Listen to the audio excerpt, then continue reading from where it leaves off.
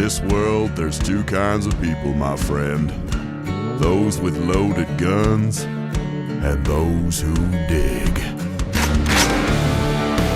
Broadcasting from a Montana wilderness fortress at the headwaters of the Missouri, this is Matt Christiansen Live.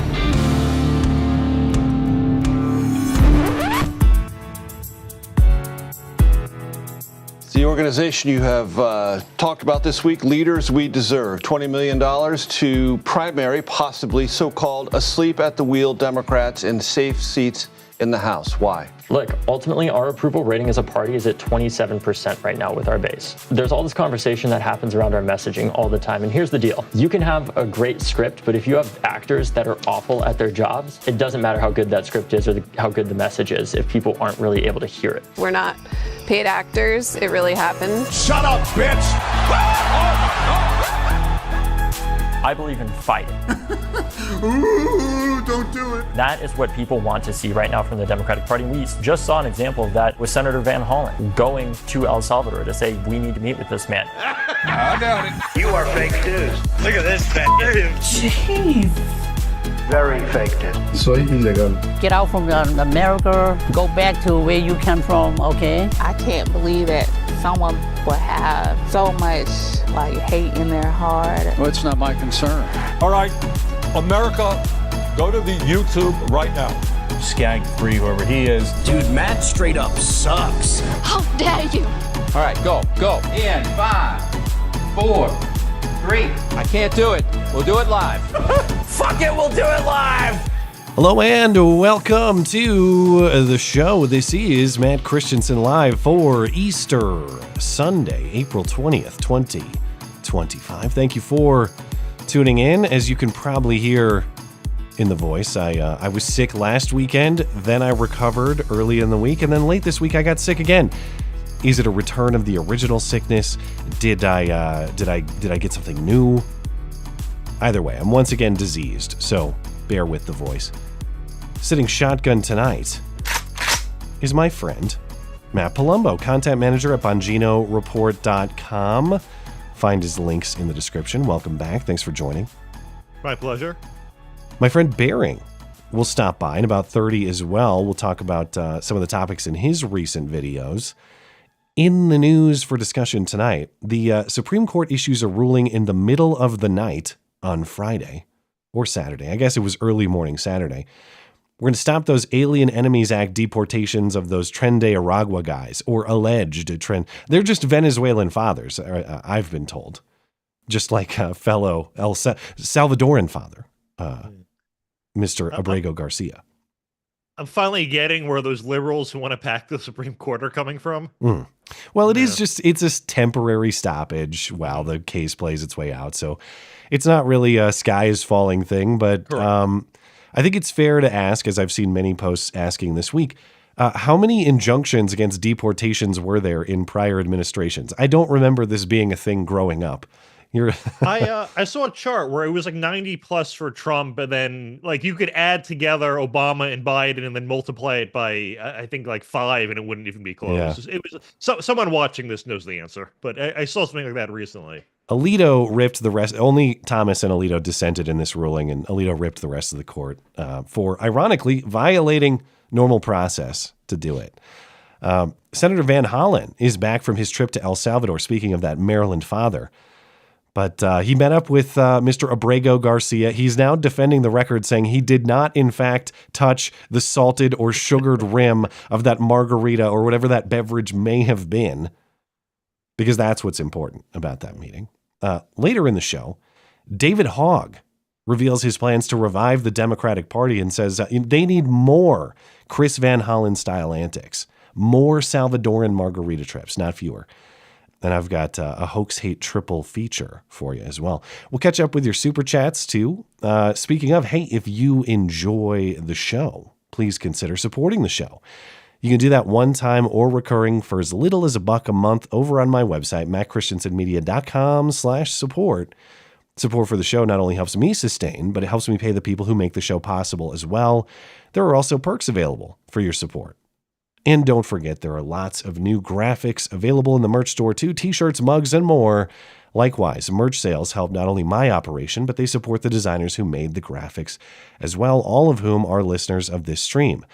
MattChristiansenMedia.com/shop. Find both of those links right there on the homepage, MattChristiansenMedia.com or mattis.gay, if you can't spell my confusing name. Got to say hello to our friendly, featured, listener-owned business for the evening as well. That's our friends over at Western Razor Company. We know we're being lied to on a daily basis by our government, by corporate media, and by razor companies too. Think about it. Their ads used to appeal to your masculinity. Then they took advantage of your sensitivity with aloe strips. They kept adding blades, thinking you wouldn't notice how clogged they get. And the more they changed, the more plastic and disposable they became. The honest truth is that those other razor brands are lying to your face, and our friends at Western Razor aren't going to take it anymore. That's why their safety razors are 100% metal, made in the USA and made with integrity. The replacement blades are inexpensive too, so you get a great shave and you save money long term, because when you buy a Western Razor once, it will last you forever. Listeners of this show get a 10% discount on any order when they use promo code MATT10 at checkout. Don't let those other razor brands lie to your face. Go to westernrazor.com. Order yours today. Western Razor, the last razor you will ever need. Get all the details at mattchristiansenmedia.com/deals. Deals by listeners, for listeners. And there are also some new scents available from our friends over at Hero Soap Company as well. Overmountain is a confident woodsy blend of cedar, fir, and patchouli. Honey plus Bourbon is a strong and smooth, bold and soothing blend with a little vanilla in there too.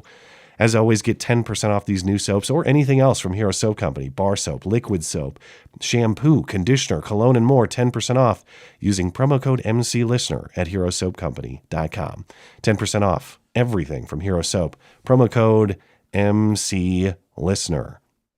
All right, hopping into the news.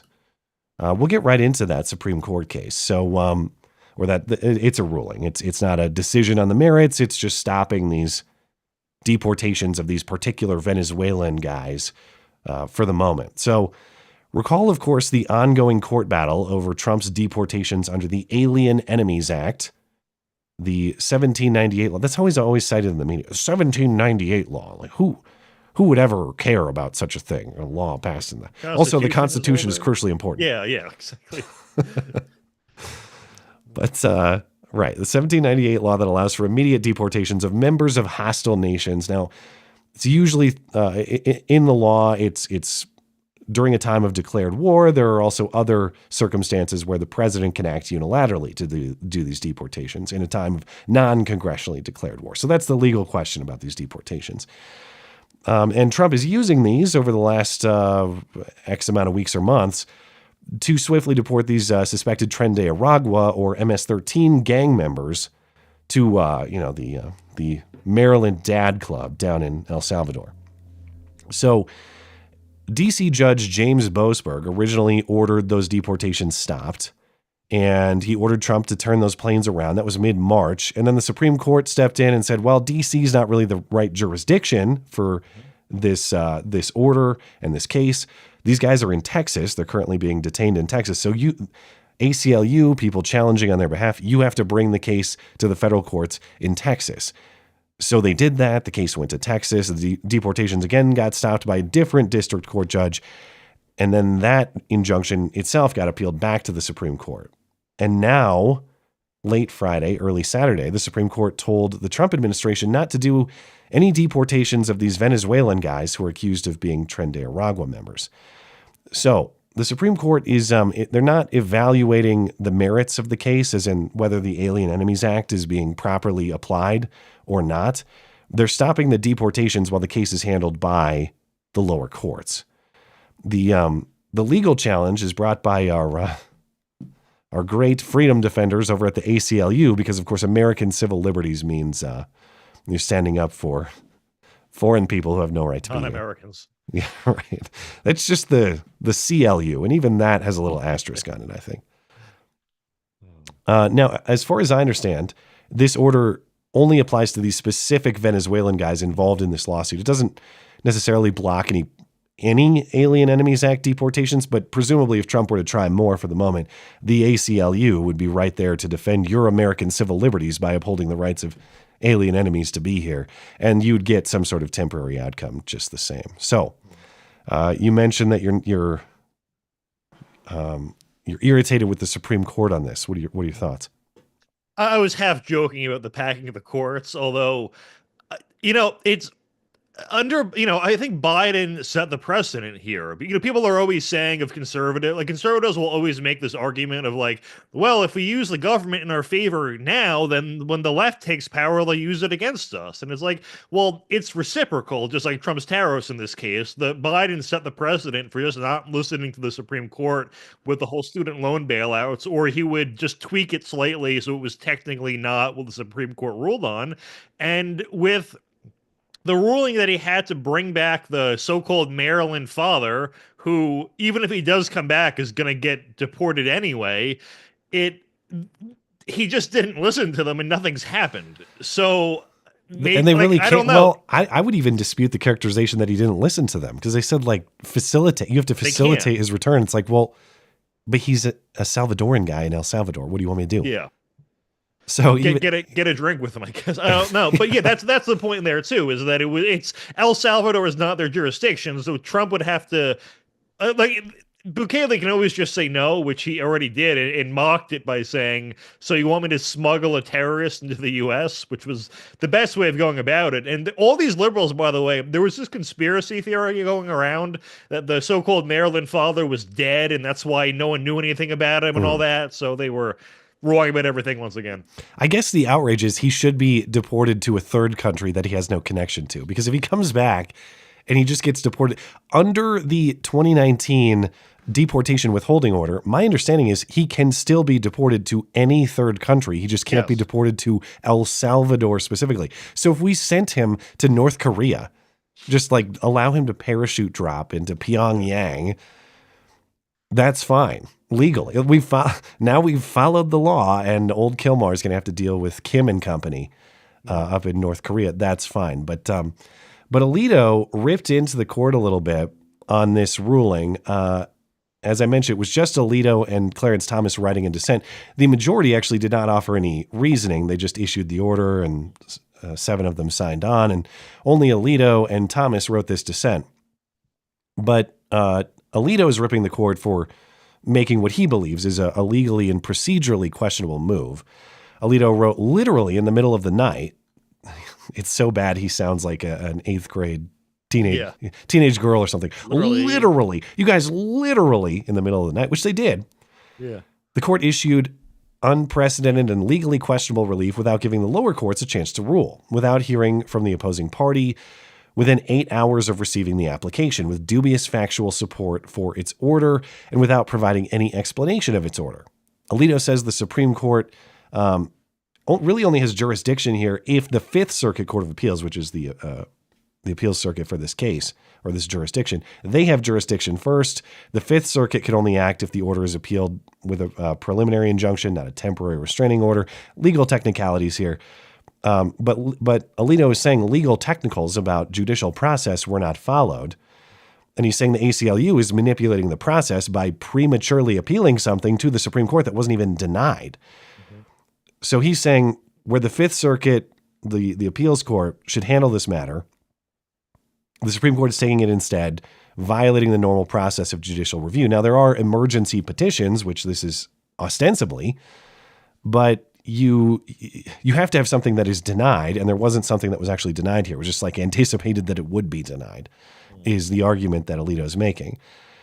And beyond that, to the point that I mentioned a moment ago, the government, as in federal prosecutors, they didn't even get the opportunity to file response to the ACLU's emergency application before the injunction was granted. So you're hearing one side of the case, you're granting an injunction based on some emergency premise, but you haven't even had those terms realized because there hasn't been any kind of denial or injunction or anything like that previously. So what is Alito's quotes here, or Alito's statement? The Supreme Court acted solely on the claims of the applicants. So that would be the ACLU in representation of these Venezuelan illegal immigrant guys, illegal alien detainees, without solid evidence of imminent danger of removal. So that would be the emergency, is that you guys are going to be deported immediately, but we have to intervene before that's done wrongly. Well, there was no reason to believe that was going to happen imminently. They just want the Supreme Court to get involved to protect them based on the speculation that it might. So what does all this mean? Well, it means that these Tren de Aragua guys are going to hang out in Texas jail while this all gets evaluated on the law. Eventually, this is probably getting back to the Supreme Court to decide if Trump, on the merits of the case, on the substance, is Trump properly applying the Alien Enemies Act or not?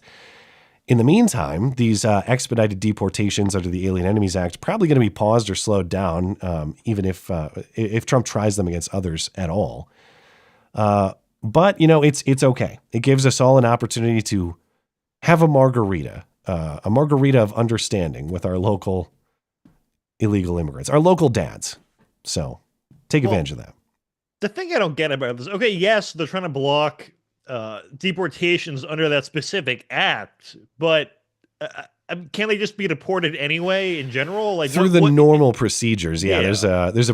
They're trying to expedite the process with this law. But yeah, I mean, I to your point, couldn't you just initiate the normal deportation process in the time it takes for the federal courts to evaluate this? Yeah. I think Trump is probably just trying everything available to him. And it just seems like they're delaying the inevitable of everything. Like the Maryland father is getting deported regardless. So it's just going to be a symbolic win when he comes back for the left. And then a week later, it's a loss. So, yeah. Yeah. Well, everything is symbolism. Everything is performative. Everything is theatrics. And that brings us... So I was going to say, what they would do when it gets redeported, if it's to a worse country, then they'll somehow spin it against Trump. It's still his that fault, he made it worse even though it was their fault. Yeah. But speaking of the performance, Maryland Senator Chris Van Hollen, he's now back in the U.S., fresh off his visit with, of course, fellow Maryland father Kilmar Abrego Garcia, who's stuck in Salvadoran prison after getting deported. Van Hollen went down to El Salvador on Wednesday. He was there for a couple days through the week. He was initially denied a meeting with Kilmar by the Salvadoran government, but after some persistence and persuading and several angry fist-shaking press conferences, the Salvadoran President Nayib Bukele, whose name I can never say, I've pronounced it a million different ways. Bukele, maybe? Bukele? Yeah. He agreed to let Van Hollen meet Kilmar at Van Hollen's hotel. And the photographs are iconic. You've got a U.S. senator traveling thousands of miles for a meeting with an illegal immigrant who was supposedly treated poorly by this country when he couldn't be bothered to travel to the U.S. border in recent years. He couldn't be bothered to meet with people in his own state who have been hideously victimized by illegal immigrants, including murder cases. Now, last time I got duped by the AI with the Epstein Files story with all those conservative influencers who were given the binders. Oh, yeah. I thought they actually did dance outside the White House because the AI was pretty good and it tricked me, but they did not do a river dance style routine. But this time I will not be duped. I'm still going to appreciate the fictional moment, though. Here is Senator Chris Van Hollen and Maryland father Kilmar Abrego Garcia enjoying a traditional Salvadoran dance to celebrate their reunion. That's good.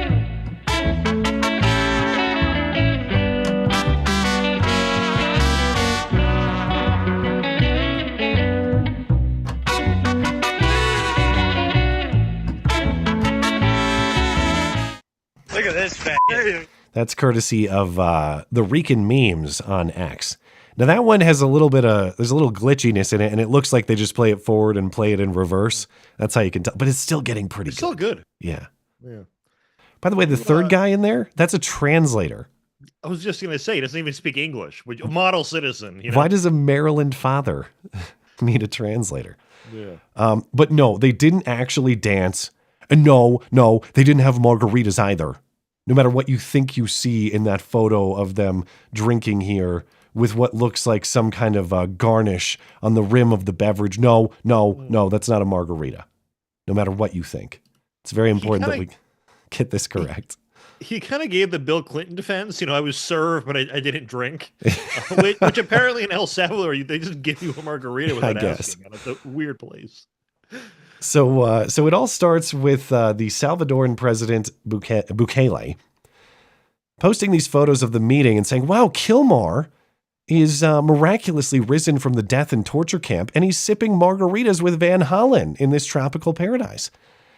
And Van Hollen is now vigorously denying the consumption of any citrus-based tequila beverages. So he gave this statement to reporters. Let me just be very clear. Neither of us touched the drinks that were in front of us. And if you play a little Sherlock Holmes, I'll tell you how you can know that. If you sip out of one of those glasses, some of whatever it was, salt or sugar, undetermined, that would disappear. You would see a gap, but there is no gap. You suck. I hope Trump deports you. Because the wisdom and validity of this meeting depends on whether he in fact sipped on a margarita or a glass of water or not. It's fine if you spent taxpayer dollars to go meet with an illegal immigrant in a foreign country instead of working for your American constituents, as long as you did not, in fact, taste a Salvadoran margarita or any similar beverage while you did. Glad he cleared that up. I just want to know what they talked about. Like, what is there to actually talk about? Like, oh, how's it been in El Salvador? I saw him... Literally, what is there to talk about? I saw him on This Week on ABC this morning. I've got a couple clips from it. He did describe their conversation, but it was like, how you doing? Bad. Yeah, that's what I thought. Like, what else? There's nothing. I don't think they have much in common. Like, and he can't help the guy at all. So he said he confirmed that he's alive. So that was his goal. Was like to confirm that he's not dead. Did he have to ask him that, or? Like... I guess I don't know. All right. Good so for him. And hilarious, as bad as these optics were and are, Van Hollen, as I mentioned, he's on ABC's Sunday show this morning. He's making the case that these optics were his intent after negotiating Bukele down from the way he wanted to present it, because Bukele wanted this scene to be in front of a pool, but Van Hollen said no way. You're sitting there, you're drinking water and talking to the guy in the hotel lobby, I assume, and then at some point they bring in these glasses that look like margarita glasses. You're absolutely right that the Salvadoran authorities tried to deceive people. They tried to make it look like he was in paradise. They actually wanted to have the meeting by the hotel pool originally. Really? Absolutely. Absolutely. We had to negotiate that. They wanted to put me right overlooking the pool. In fact, if you had a different angle on the camera shot, you would see the pool. Okay. Yes, imagine how much worse this would have been if there was a pool visible in the photography of the video. That would have totally changed the nature of the meeting. He's admitting there, passively at least, this is all a show. All I cared about was the setting in which this meeting happened. As long as you can't see an overly luxurious setting, then he wins. He's admitting he cares about the performance and the presentation, not the substance. But I don't know if I misread this or misremembering, but he's at a hotel right now, not in prison. Am I correct? They brought or did they bring him? They brought Kilmar from the prison to Van Hollen's hotel. Okay, never mind. That's how they did it. It Makes sense then. Oh, yeah, no, they're not just letting him stay in a hotel, as far as I understand. Okay, I thought well then who cares if there's a pool? Like that sounds not too bad actually, but okay, that makes way more sense. It's just at his hotel in San Salvador, wherever this was. Yeah. So and not only did he get him to abandon his initial plans of showing a pool, but Van Hollen says that he successfully pressured Bukele to get this meeting secured. It's not that Bukele set a trap for him and he walked into it like a buffoon. No, it's that all of the public pressure he had exerted on the Salvadoran president caused the Salvadoran president to cave. So you can thank him for getting what the people really want, which is the truth of the matter here. I was denied by the vice president. I then, the next day, tried to drive to SCOTUS prison, which is this notorious prison. Yeah. Soldiers waved me to the side of the road about 3 kilometers out. I said, "What are you doing?" They said they were gotten orders not to allow me to proceed. Not even to get within miles of the... Yeah, 3 kilometers. I asked them if they knew anything about the health of Abrego Garcia. They said they knew nothing about it. We had a number of press conferences in El Salvador pointing out that they were complicit in this illegal scheme with the Trump administration and pointing out that it's illegal under international law to prevent any communication with a prisoner. So how'd you end up meeting with him then? What happened? I think at some point, the president of El Salvador realized it was looking really bad to have this person who'd been absconded from America, from the streets of Maryland, in one of their prisons and not able to communicate. So I ended up getting a call saying, we will bring him to your hotel. And that's how we met. You serious? I don't think Bukele cares at all. No, Bukele didn't set this up for you to look like a jackass. You totally owned him by meeting at this hotel table with margarita-like but not actually margarita beverages. You achieved this by successfully applying pressure to him. By the way, like, couldn't he have just moved the margarita if he was worried about the optics? Like, is there... No, he wasn't worried about the margarita optics, only the pool, and he successfully negotiated the pool out. That was good for him. By the way, if you were worried about the optics of the pool, you know what you shouldn't do? Mention that there was a pool. No, they can't know that there's a pool here, even though later I'm going to go on TV and describe the pool that was right next to us. Yeah. Trolling award of the week goes to Congressman Mike Collins of Georgia.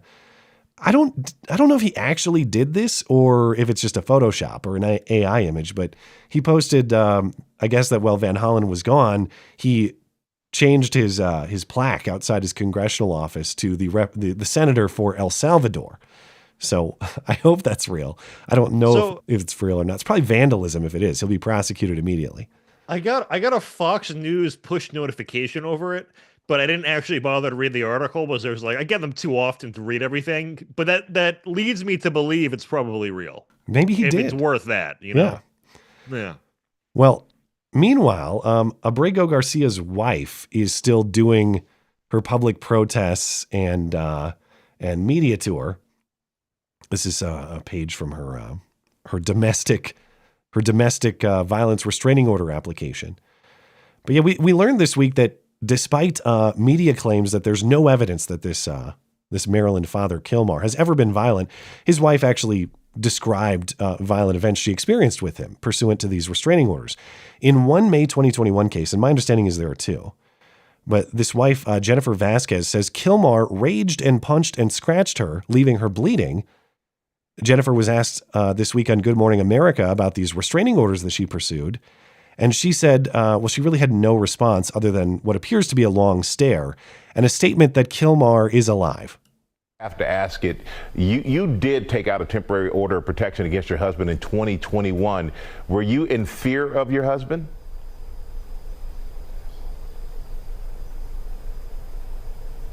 My husband is alive. That's all I can say. Okay, then I'm not going to push on that. You should push on that, schmuck. That's such a telling. It's a very telling statement he made. Now, as far as the delay, I think in fairness, it looks or sounds like there's kind of a delay on the actual communication. Audio. It might not just be her staring blankly. But that's 1 or 2 seconds explains that. Like, maybe. Yeah. But yeah, what you said about Michael Strahan's statement. Well, okay, I'm not going to push on that. Why not? Why aren't you going to push on that? You clowns in media have insisted that this guy was not violent. And now we have some evidence. Granted, he wasn't charged or convicted. Point taken. But we have testimony under oath from this woman. At least I think it's under oath, right? If you can't lie on like an application for a domestic restraining order, can you? No, I mean, I assume it would be like a false police report type thing. So under penalty of law, at least. She's saying, oh yeah, he beats me up. And now you're saying, well, if you say no, okay, so which is it? Did you lie to police or are you lying now, lady? And her excuse that I've heard is, well, I've experienced domestic abuse from other people before, so I'm just very sensitive to it. Of course. Yeah. Did you see Van Hollen was asked about it at a press conference? He didn't know that ever even happened. Of course. So no one will talk about it, which it can only mean one thing. So. Yeah, but Strahan there's just admitting you have no actual interest in determining how threatening this guy is, whether you're talking about punching or scratching his wife's face or whether you're talking about MS-13 gang activity. And speaking of potential MS-13 gang activity, actually, maybe I have to save this one because we're close to for Barron. Yeah, let me see. I don't think he's here yet, so let's talk about the tattoos a little bit while we wait for Barron. Because of course the other talking point was no evidence of MS-13 gang membership. What are you talking about? Even though the court in the deportation hearings was presented with evidence in the form of testimony about his gang membership. Well, this week Trump releases a photo of Kilmar's hand tattoos, and the thing about the hands is this wife herself, Jennifer Vasquez, curiously covers up Kilmar's hands with emojis. She just loves his knuckles very much. So, okay, what's going on with Kilmar's knuckles? Well, according to the photo that Trump provided, you've got several tattoos on the fingers of his left hand. The left index finger has a marijuana leaf, believed to represent M. The middle finger has a smiley face, believed to represent S. The ring finger has a cross, believed to represent 1.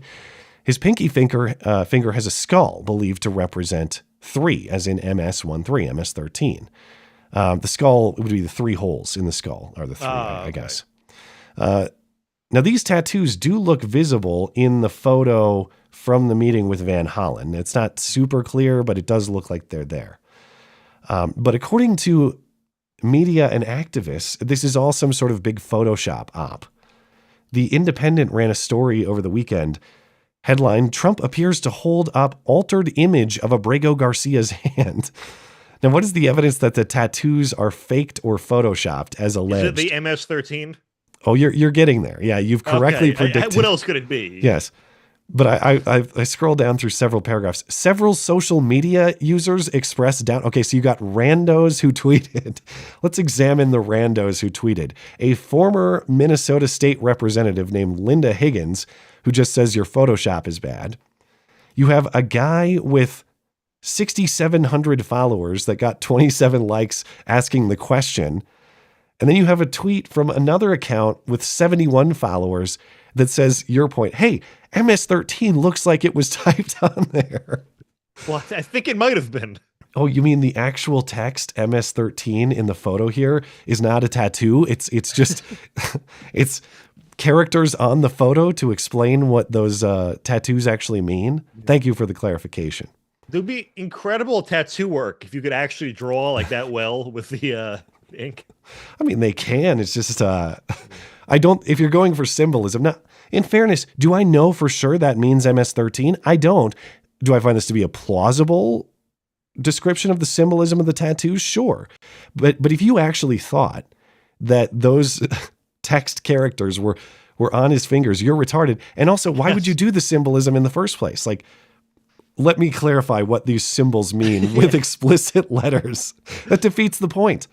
Yeah, it's one of those things where, listen, it could be a stretch, to be fair. Like, you know, I'm not an expert on MS-13. I'm not in with that crowd. But the fact that it was covered up makes me lean in the direction of, yes, that is what it is. And if it's not MS-13, it could just be a different gang. Like, this guy's a criminal, so... Yeah, but I want to thank the excellent journalists over at The Independent for doing the hard work of digging for tweets from randos that confirm our prior opinions, no matter how evidence-free they may be.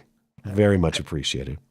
Have you ever noticed there's a style of headline where it says the setup is person does X, comma, and the internet is outraged? Yeah, and the whole article, it's based on 5 tweets from people with 8 followers. Yeah. And it's someone has a quota to meet. And I mean, I've sort of done it myself with politics, but like I base an article around it. Then It's a good industry. Don't get me wrong. There's a lot of money to be made. Listen, I'll write 300 words, and at the end, I'll be like, and here's what other people had to say, but I'll make it like actual people who are like, you know, or some in substance. Politics. It won't At least be the random. tweets aren't the entire substance of the story, which is Correct. the case here.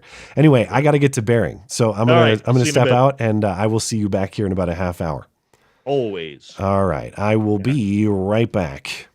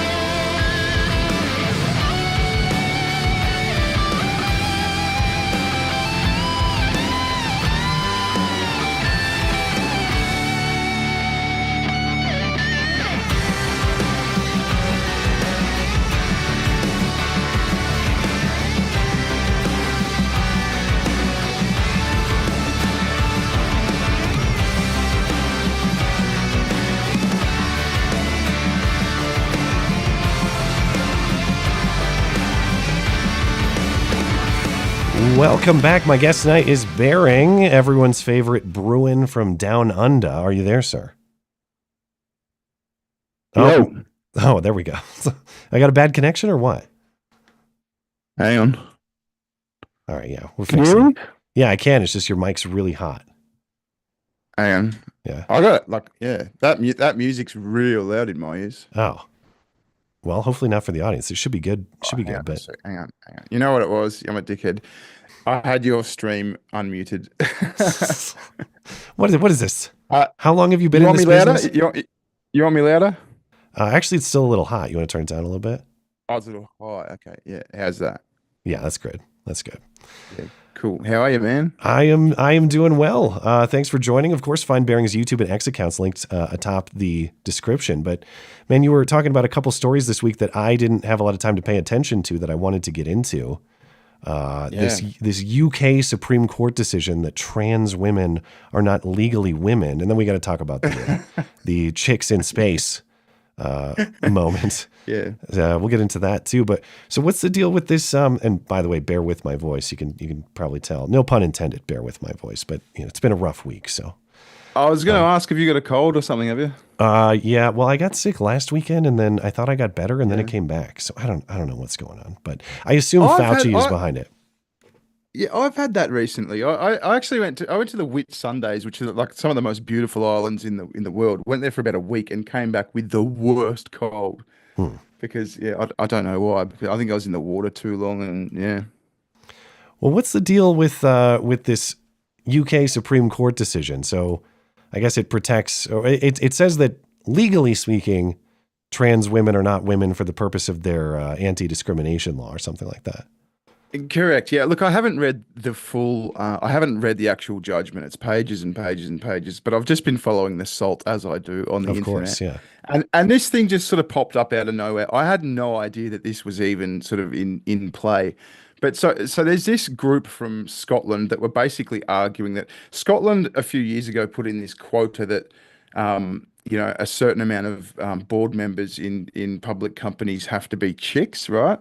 And all these trans women were filling up these spots, taking up this quota sort of thing. Okay. And so this woman women's sort of rights group, sued the government basically, and they lost. So they took it to the Supreme Court, and the Supreme Court's just ruled that yes, trans women are in fact not women, and it's just like a nuclear fucking bomb's gone off. It's so funny, man. It's just so funny. So this isn't just that, say, you have to keep trans women out of women's spaces like the bathroom or something. This maybe would require, you can't just put guys dressed as chicks on your corporate board or something. And now women's spaces in that arena will be opened up too, or what? Well, it's going to have all sorts of implications. Now, it's early days because it only happened on like Wednesday or Thursdays. And then we've had the Easter weekend sort of thing. So there's going to be sort of all sorts of interpretations sort of trickle through, but so far, I mean, I think the metro, like the train system and all that in England, basically has said that they're going to abide by this ruling. So for example, if someone is like searched by a cop on the trains for something, then a trans woman can no longer. It's like if there's a trans cop, they can't search a chick anymore, sort of thing. Or if it's a trans woman being searched, they can be searched by a dude because they're both dudes, sort of thing. So, I mean, look, as far as like how wide-reaching it'll be, I mean, a business can sort of do what it wants, is sort of my interpretation. So if you want to have, say, a bar or something, or a gym, and say, look, our toilets are unisex, you can do that.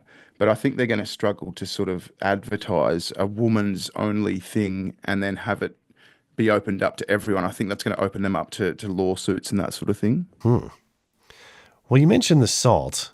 I know that J.K. Rowling is behind this. At least she financed like the legal challenge. Yeah. So there's anger with like the court, but there's anger at J.K. Rowling herself, because J.K. Rowling, not just that she funded the challenge, but she posted some kind of trolley response post too, where she's smoking a cigar and saying she loves it when a plan comes together. So I know you sent me some of these clips. I haven't even been able to watch these, but What are we dealing with the backlash in general or to J.K. Rowling specifically? What's going on with the response here?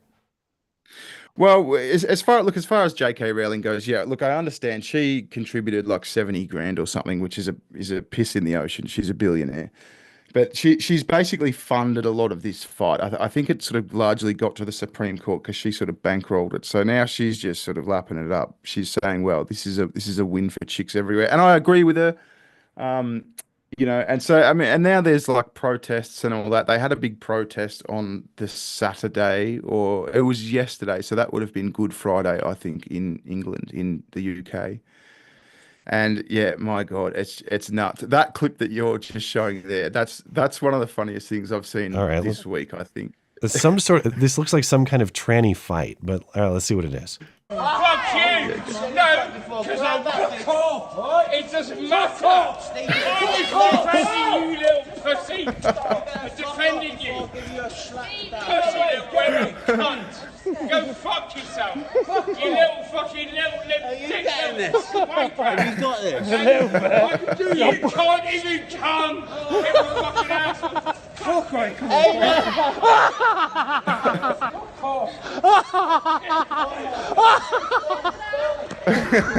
Only in the mouth.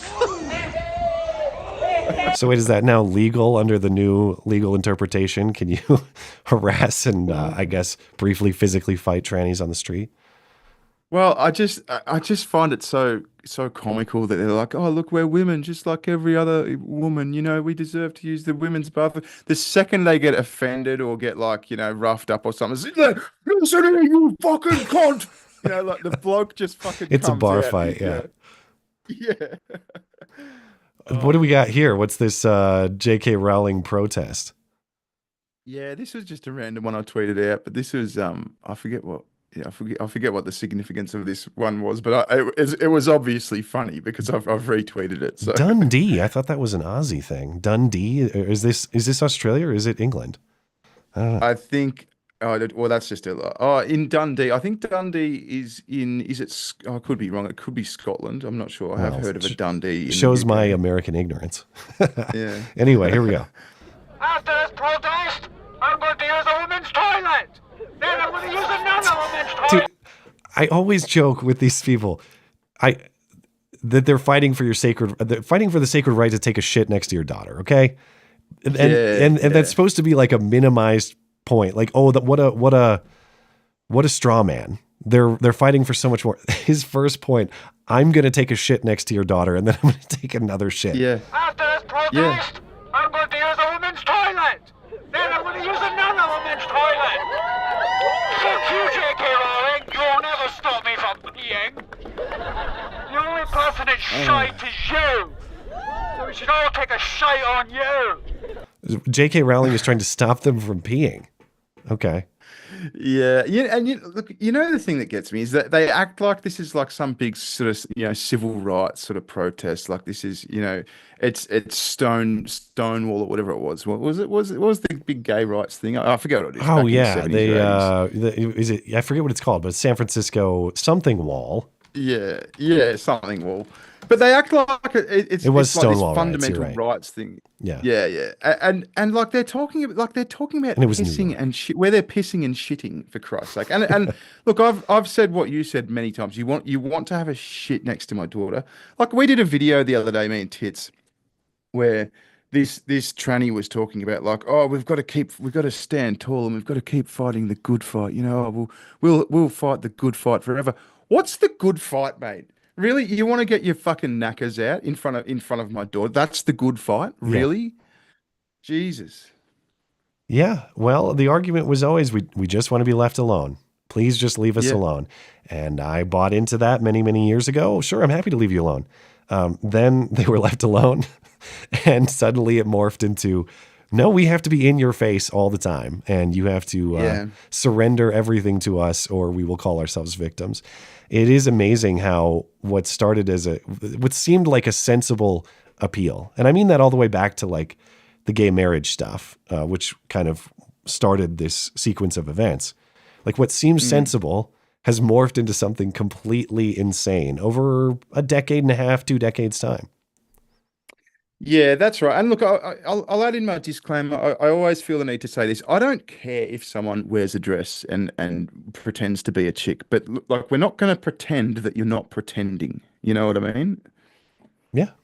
Yeah. And that's just it. Like, yeah, you don't have a right to enforce false things on other people as true.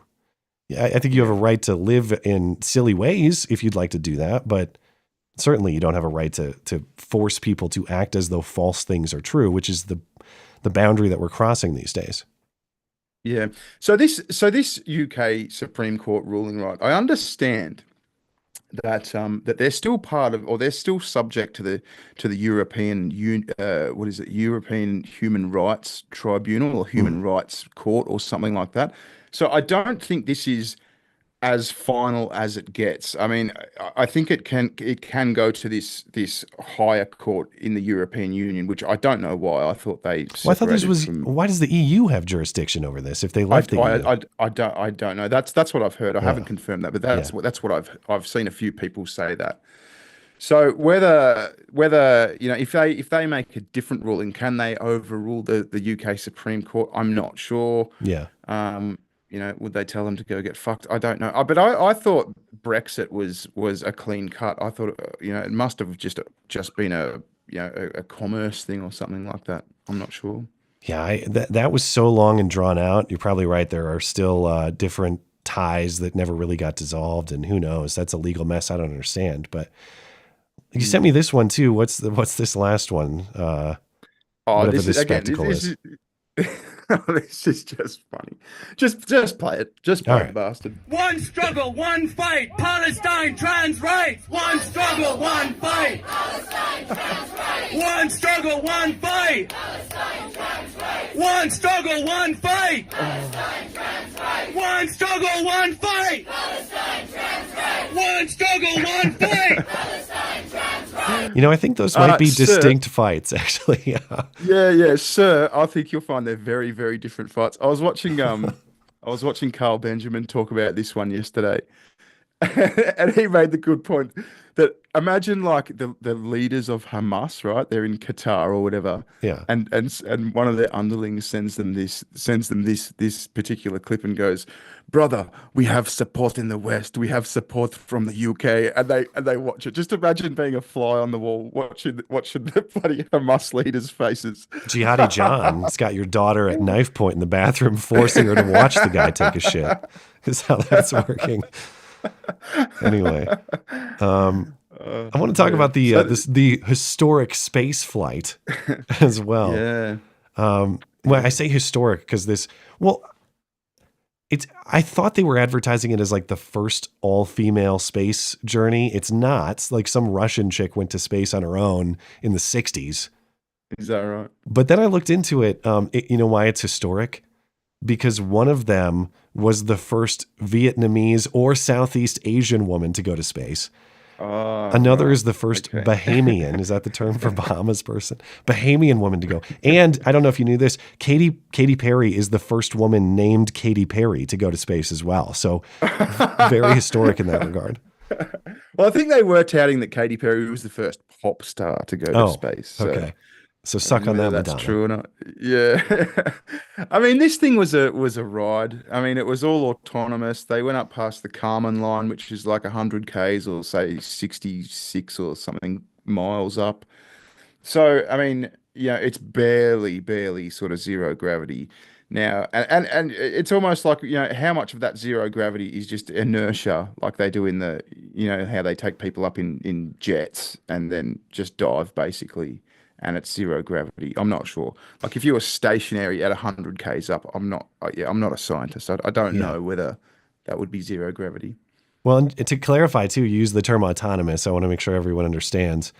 They describe them as the crew. Okay. The crew. Yeah. When you say autonomous, you mean that it's automated piloting. Like there's not a person sitting driving this thing. So they're the crew. And so like in the same way you might be the crew if you take a flight across the country.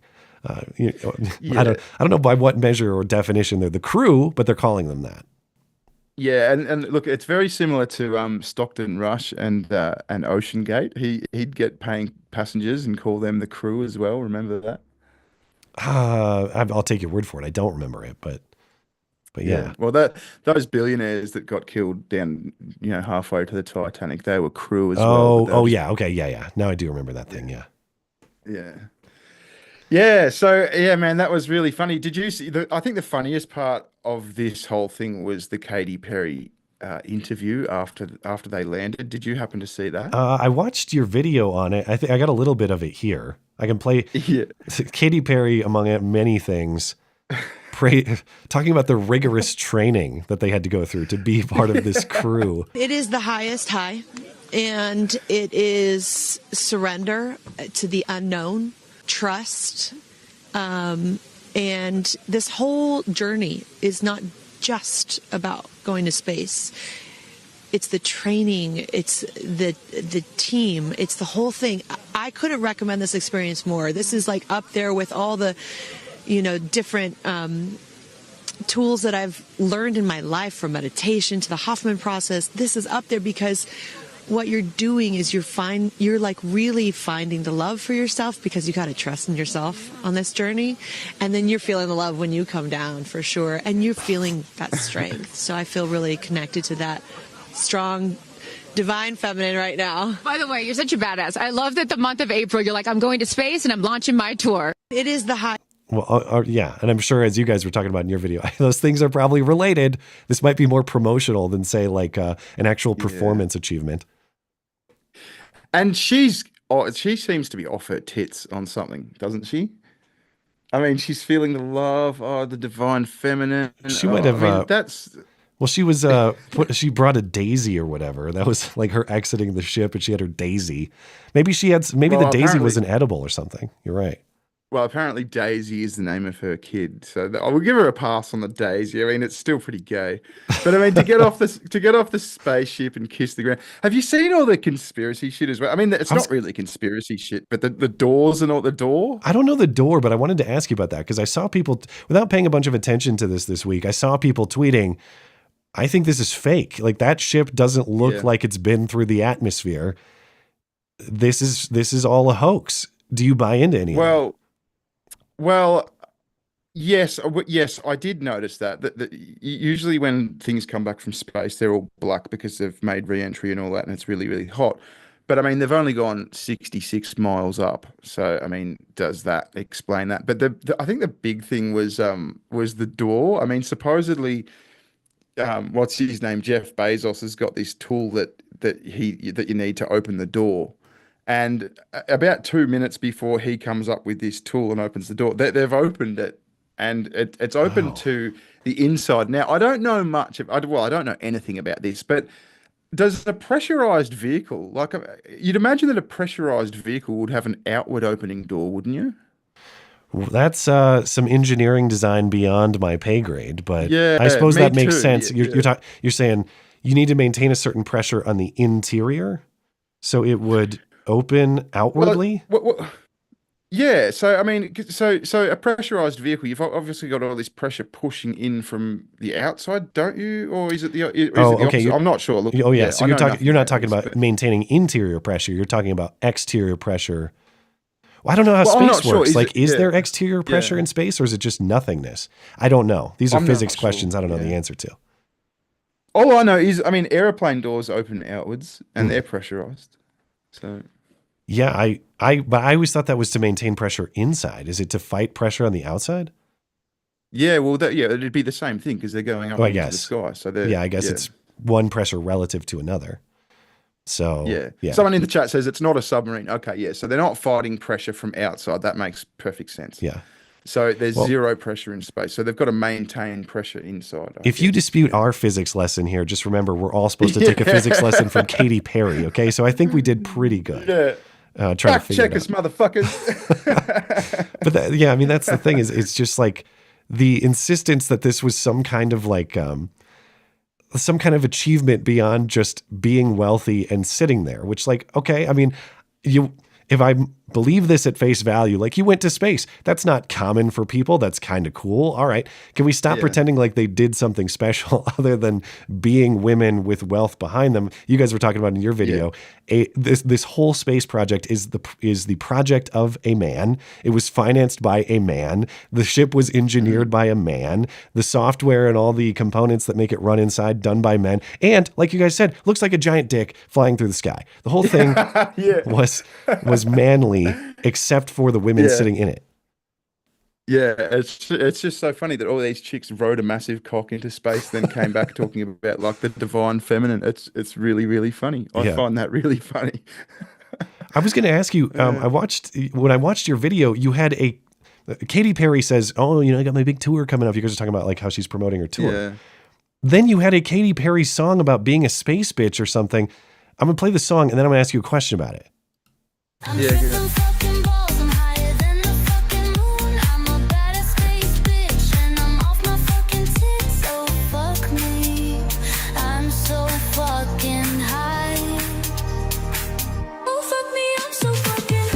So you can hear that one on the upcoming Katy Perry Space Bitch tour. Did you make that? What is that from?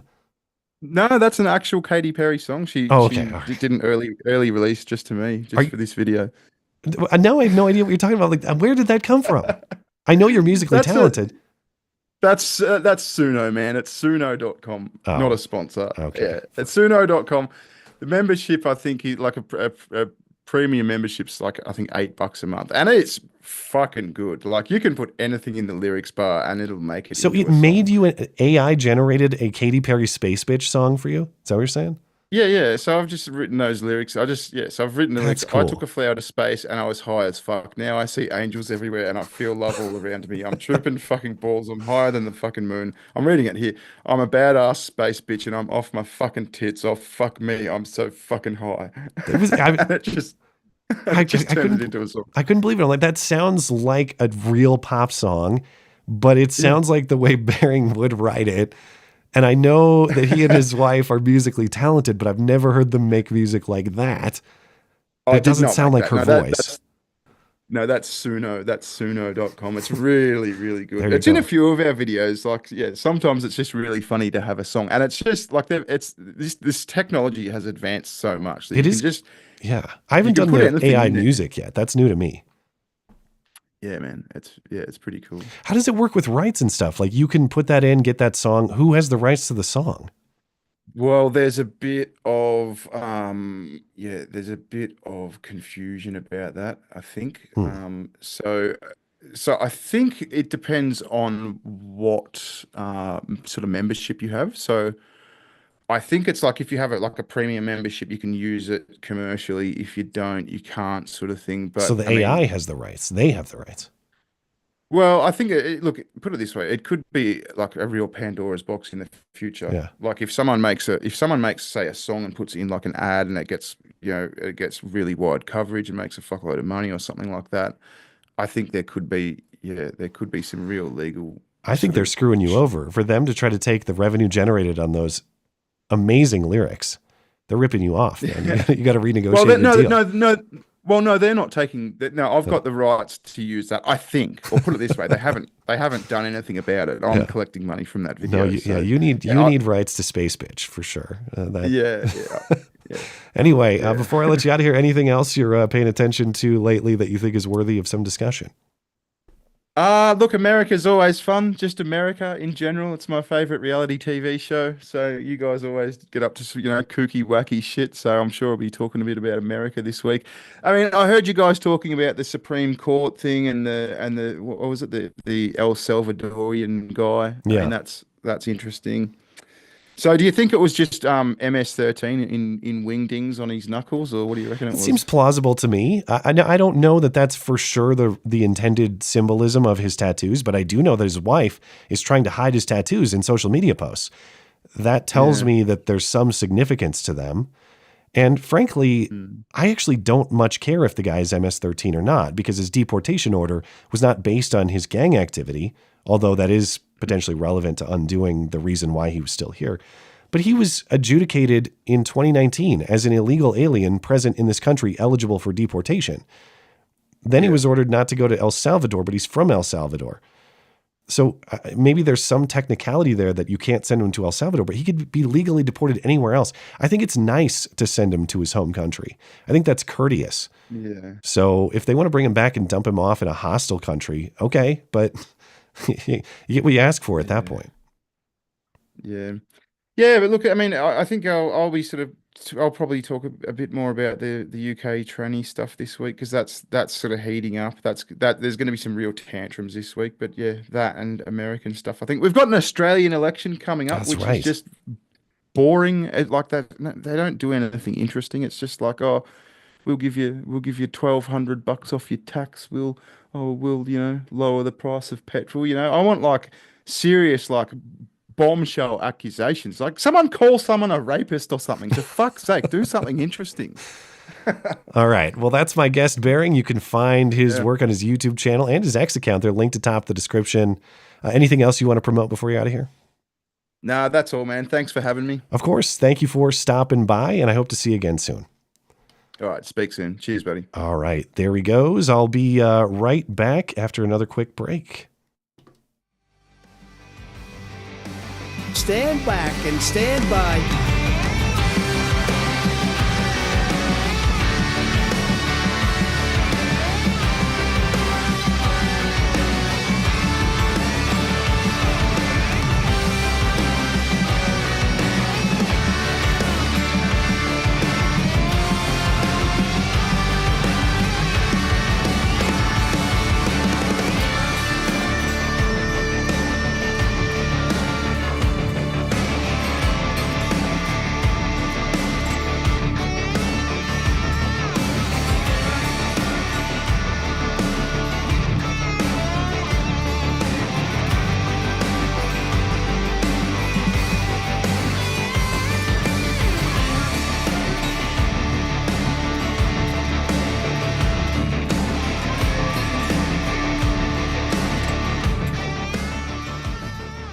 I forgot to take my bearing off here. Hold on.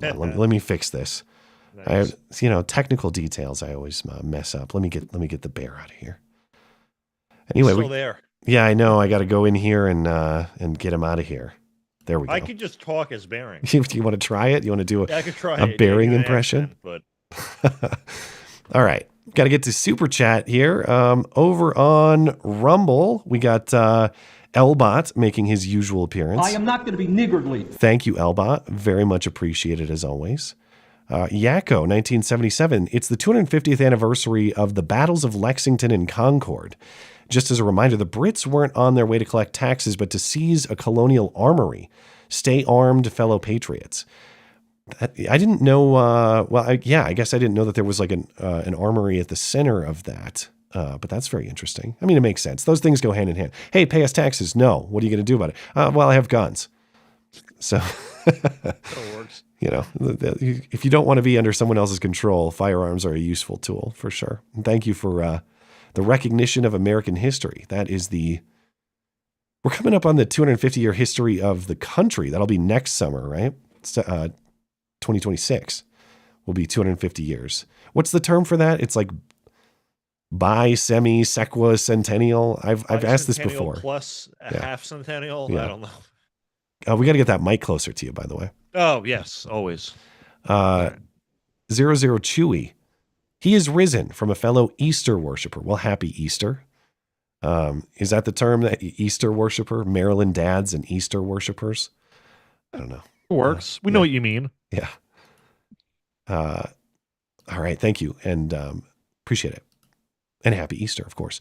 Over on Odyssey, Matt, what are some of your favorite things to do on Easter? Well, this is my first Easter, at least as an adult, of being someone who's made the decision to follow Jesus Christ. And so I had planned to attend church and do all that stuff. Obviously, I'm diseased, and I thought it would be inappropriate to bring diseases to church on Easter. So I was actually at home watching the sermon online today. But that was a new experience, and I just think paying a little bit more attention to the story of Easter and thinking a little bit more critically about it was important. But we also did the traditional stuff of our kids were out in the backyard doing an Easter egg hunt this morning. Thanks to Grandma and Grandpa who set that up. Actually, thanks to my wife who packed all the eggs, and Grandma and Grandpa came over and hid them. And it's cool to watch the boys run around and get excited for some of those fun kid things. So that was really cool. Yeah, it was great. This is my first time. This is kind of like my first, I don't know, real Easter in that regard. Like Easter as a believer, Easter as a parent, watching my kids run around and do the Easter things. So that was a lot of fun. It was a cool day, even though I'm diseased. Oh, all right. Well, he'll be right back, I'm sure. Blankets also says, Matt, did you see the video of the Indian woman saying the N-word to the... It's funny as hell, I'm not going to lie. Have I seen the video? Get out of my face, you fucking nigger! Yeah, I've seen it. I've got it. Promelia was going off, man. I've got it. Is that her real name's not identified? Oh, I have no idea. Yeah. It's just a stereo. Yeah. I just made that up. Yeah. That sounds like correct, though. But yes, I will talk about that case later on during the hoax hate segment. Not that the hate is a hoax. Get out of my face, you fucking nigger! I just think that some things may have been done to prompt that anger. Yeah. All right. Matt, did you watch the video of what Candace said about space? Matt Walsh said maybe Elon should send them both into space to show them the space is real. I haven't followed. I know there was some kind of dispute between Candace Owens and Matt Walsh about like whether the launch was real or space is real or what's real. I didn't follow the dispute between them, but could I believe that they faked this whole thing as like some sort of feminist gesture and also promotional stunt for the likes of Katy Perry and the rest of them? Well, maybe. Did you think it was real? Do you think it was as advertised? Well, wouldn't every other Blue Origin one have to be fake too? Like, why would like Jeff Bezos went up into space and no one doubted it? So that seems plausible to me? Yeah. These days, I assume things are fake by default. There's this whole like part of Twitter that doesn't think anything is real ever. Yeah. Like whenever something is in the news, they just say it's the current thing, and I'm like, well, I know what you mean. Like some things are pushed to create a narrative, but also time is linear, so everything is going to be the current thing. There will by definition always be a current thing. Yeah. Matt, have you ever wanted to be an astronaut? No, paleontologist was my childhood career goal. So that didn't work out. Astronaut? No. Did you ever want to be an astronaut? Me, I feel like elementary school was like professional baseball player, and then I quickly realized that wasn't going to happen. Middle school, I don't think I had an idea, and then 15 is when I decided I wanted to be a Fox News commentator, and and you lived that started out. Working towards that, and somehow pulled it off. I don't know how, but yeah, thank you. I'm not kidding. That was I knew by that age I would not be happy in life if I couldn't do something like that. So Johnny W says, my son-in-law got baptized today. We love you. You're very special. It's a great day for baptism. All the best to you and your family, and all the best to your son-in-law. Congratulations. Spirit of Lexington. Didn't Van Hollen arrive in El Salvador on Katy Perry's spaceship? Now that would have been a great mashup. That would have been awesome. Oh God, that's right. 002. Thank you for clarifying this. That was a reference to the Easter worshiper reference from the Biden White House a couple years ago. They did say that, didn't they? It was subconscious. Come on, man. How could I forget the classics? Well, it was offensive then. Happy Easter to Easter worshipers everywhere. Yeah, that was a great one. Thank you for reminding me. How could I forget? Esoterica Unbound over on YouTube. Anymore are so-called elites rarely pass up the chance to beclown themselves. Maybe I was naive, but I swear that I grew up in a world run by actual adults. Maybe. I don't doubt that today's leadership may be especially incompetent, degenerate, all of those things. I think that whatever incompetence and or degeneracy exists is probably amplified by the internet and social media and the fact that we're all connected to everything all the time. Generations past, they could hide it easier. So, and they're not mutually exclusive things either. Like they could be incompetent degenerates and technology enhances our ability to see it. So yeah, I would say both and is my answer on that one. Drew the Dogman, facilitate release, not return. Yeah, this is what we were talking about earlier, that Supreme Court can't really order him to bring them back. It's just right. if they want to bring him back, then I guess they have to allow it or help, but that's not what's happening. Bravo, Victor. Holy shit, I usually listen to this at work on Mondays. First time seeing Mr. Palumbo. You, sir, are the most Aryan Guinea I have ever seen.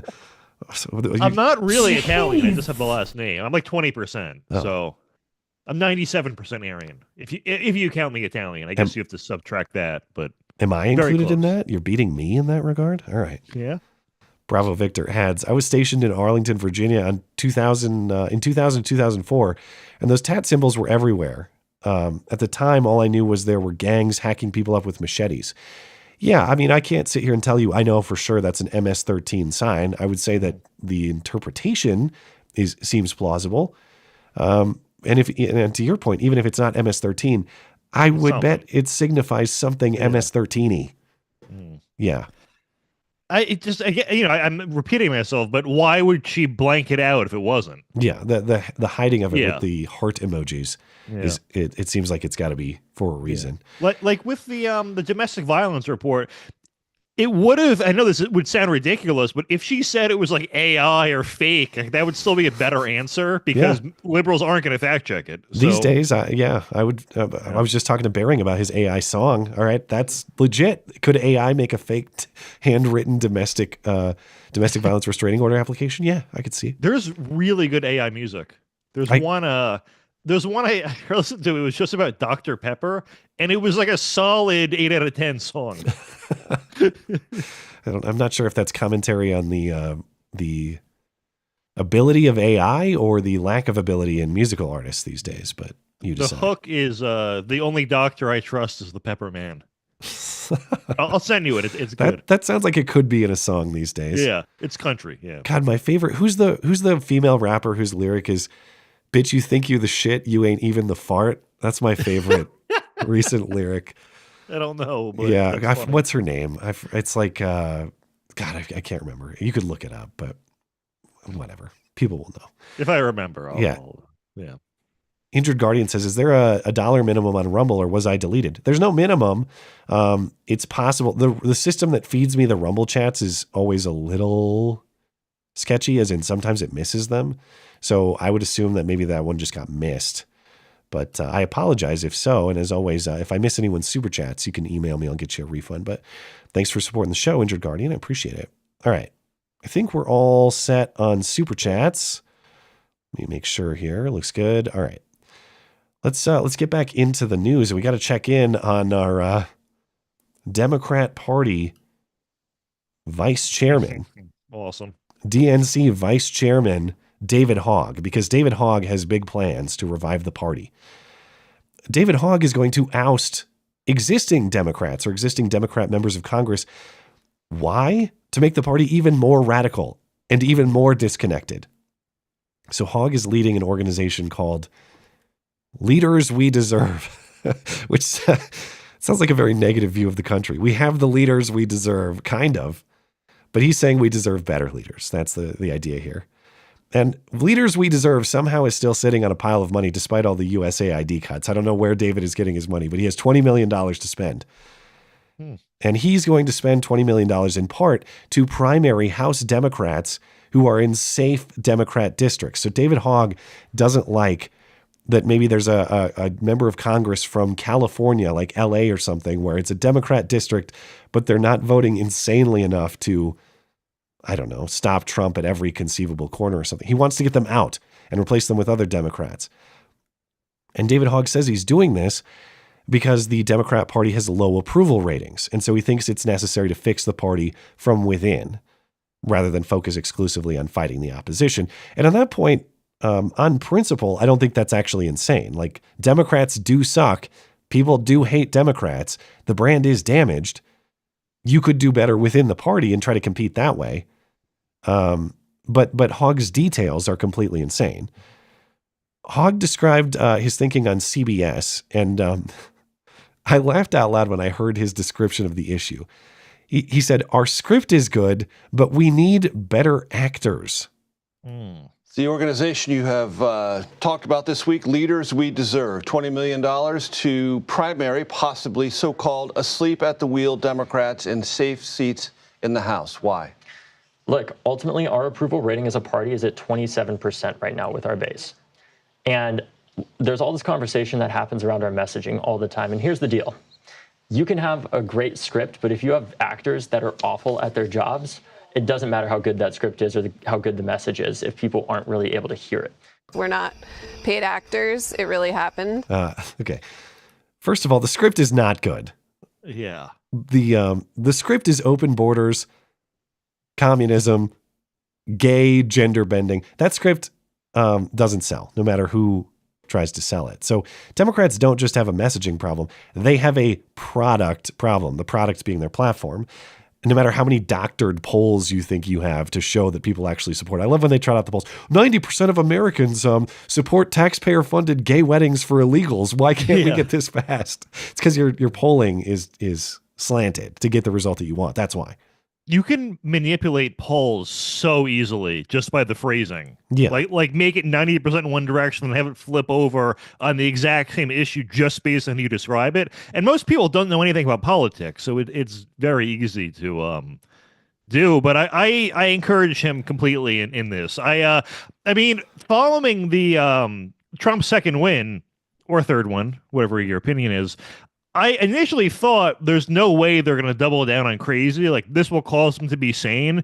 But then I realized it's not convincing to pretend to be sane and patriotic and moderate, because you can't go from saying, you know, we're a country founded on genocide by slave owners, and then flip it to we are patriotic and proud of where we come from. Like, it's just not believable to anyone paying attention. So they don't really have a choice here. And it depends. Like, if they run crazier candidates in California, they actually are going to win. But if they do it in rural areas, they can't lose states, in California. Yeah. If they do it in swing states, that will be awesome. Well, if David Hogg is successful in doing this, now, as I'll get to in a moment, it sounds like he's already been beaten into submission by the leaders we deserve that he's trying to oust. But his metaphor there is hilarious. Now, I know that David Hogg doesn't literally mean we need better actors, but I just find it hilarious given the tinfoil accusations against David Hogg of being a crisis actor. That he's, listen, I'm David Hogg. I'm as good of an actor as there is out there. Let me recruit talent in my domain and bring them to the Democrat Party. The thing is, even when he's talking metaphorically, I think it lends itself to the performative tendencies or preferences of Democrats right now. He's saying on paper, everything we have is fine. We just need more convincing theatrics. We need better stage performance to achieve it. I know he doesn't mean people who are literally not who they say they are, but I just found that phrasing to be hilarious. We need better actors like me. It is wild that the first domino leading to this is a school shooting. Like, without his school getting shot up, no one would know who he is. It's just a bizarre way to get famous. And all of the Parkland kids pushing for gun control were all theater kids. And I read there was actually there was a Parkland subreddit after the shooting for students to like talk to each other and, you know, try to heal or just talk about what happened. And they hated David Hogg and all the other kids. They just saw them as opportunists who were trying to exploit a tragedy they went through. So at their own school, they weren't even popular over this. They were a manufactured thing. Speaking of the Parkland kids, I was doing a survey, a where are they now type thing the other day. Yeah. And Emma Gonzalez, the shaved head Hispanic girl. She's now ex Gonzalez, you're right. Yeah. And Cameron Kasky, who for a moment seemed like quasi-sane because he was willing to talk to people with whom he disagreed. It was for like a week. Yeah, then he went off the deep end again. But in 2021, I don't know how I didn't notice this, but he came out as gay. What? Yeah, Cameron Kasky is embracing ambiguity. What was the quote in here? There was a quote. This post that he had on Instagram was, I don't know what kind of queer I am, but I am queer. Let me see if I can find it. It might be this one. Let me see if this is the right one. It was on his Instagram. Not found. Did he delete it? Oh, dude, I got to go back and find it. You can probably Wayback Machine it if you click the URL. Yeah, maybe. I'd have to do it another it's time. backed up, But the I don't quote was something like, I'm queer, but I don't know what kind of queer, or I don't know what kind of queer I am, but I am queer. And it's like, that's what the bullies have been saying to you for years. The whole- yeah, I don't know everyone was what saying kind you of and queer David you are are, fags. but you're for sure queer. Okay. Yes. That's too good. I knew he was gay before he did. Like it was Right. Yeah. Right. So not only are all those Parkland kids like weird performers, but like as in they were actually theater kids, but they've all gone off the deep end in terms of like weird gender bending, sexual Yeah. identities, just, you know, crazy lifestyles in that way. But okay, back to David Hogg and his strategy here. The Democrats are so invested in their performative politics that normal people, not just Republicans, conservatives, opponents of the Democrat Party politically, normal people look at what Chris Van Hollen did, going to meet with Maryland Dad in El Salvador, and they cringe because those optics are terrible. David Hogg says more of that. What Van Hollen did is exactly the sort of thing that we're looking to do more of. This is what he tweeted. Exactly what we need more of. We have to show people that we're fighting back. David Hogg goes on CNN and says he was responding to Carville, calling him an idiot for this strategy, and saying, no, we need more Van Hollen, Maryland Dad stuff.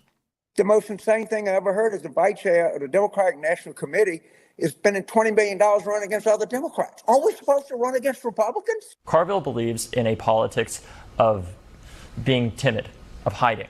I believe in fighting. And that is what people want to see right now from the Democratic Party. We just saw an example of that with Senator Van Hollen going to El Salvador to say, we need to meet with this man. And yes, Democrats obviously are in the minority right now, but let's be clear, we cannot win back the majority if we do not convince the American people that our party offers something that isn't just not Donald Trump, but is substantially better than Donald Trump. Agreed in full. Please pursue this strategy. More shows like Van Hollen, not just because it puts your party at a disadvantage, but it's entertaining. Now, the only thing I don't like about the Van Hollen thing is taxpayers paid for it. But if you guys want to dupe your own donors into paying for this nonsense, by all means, go ahead.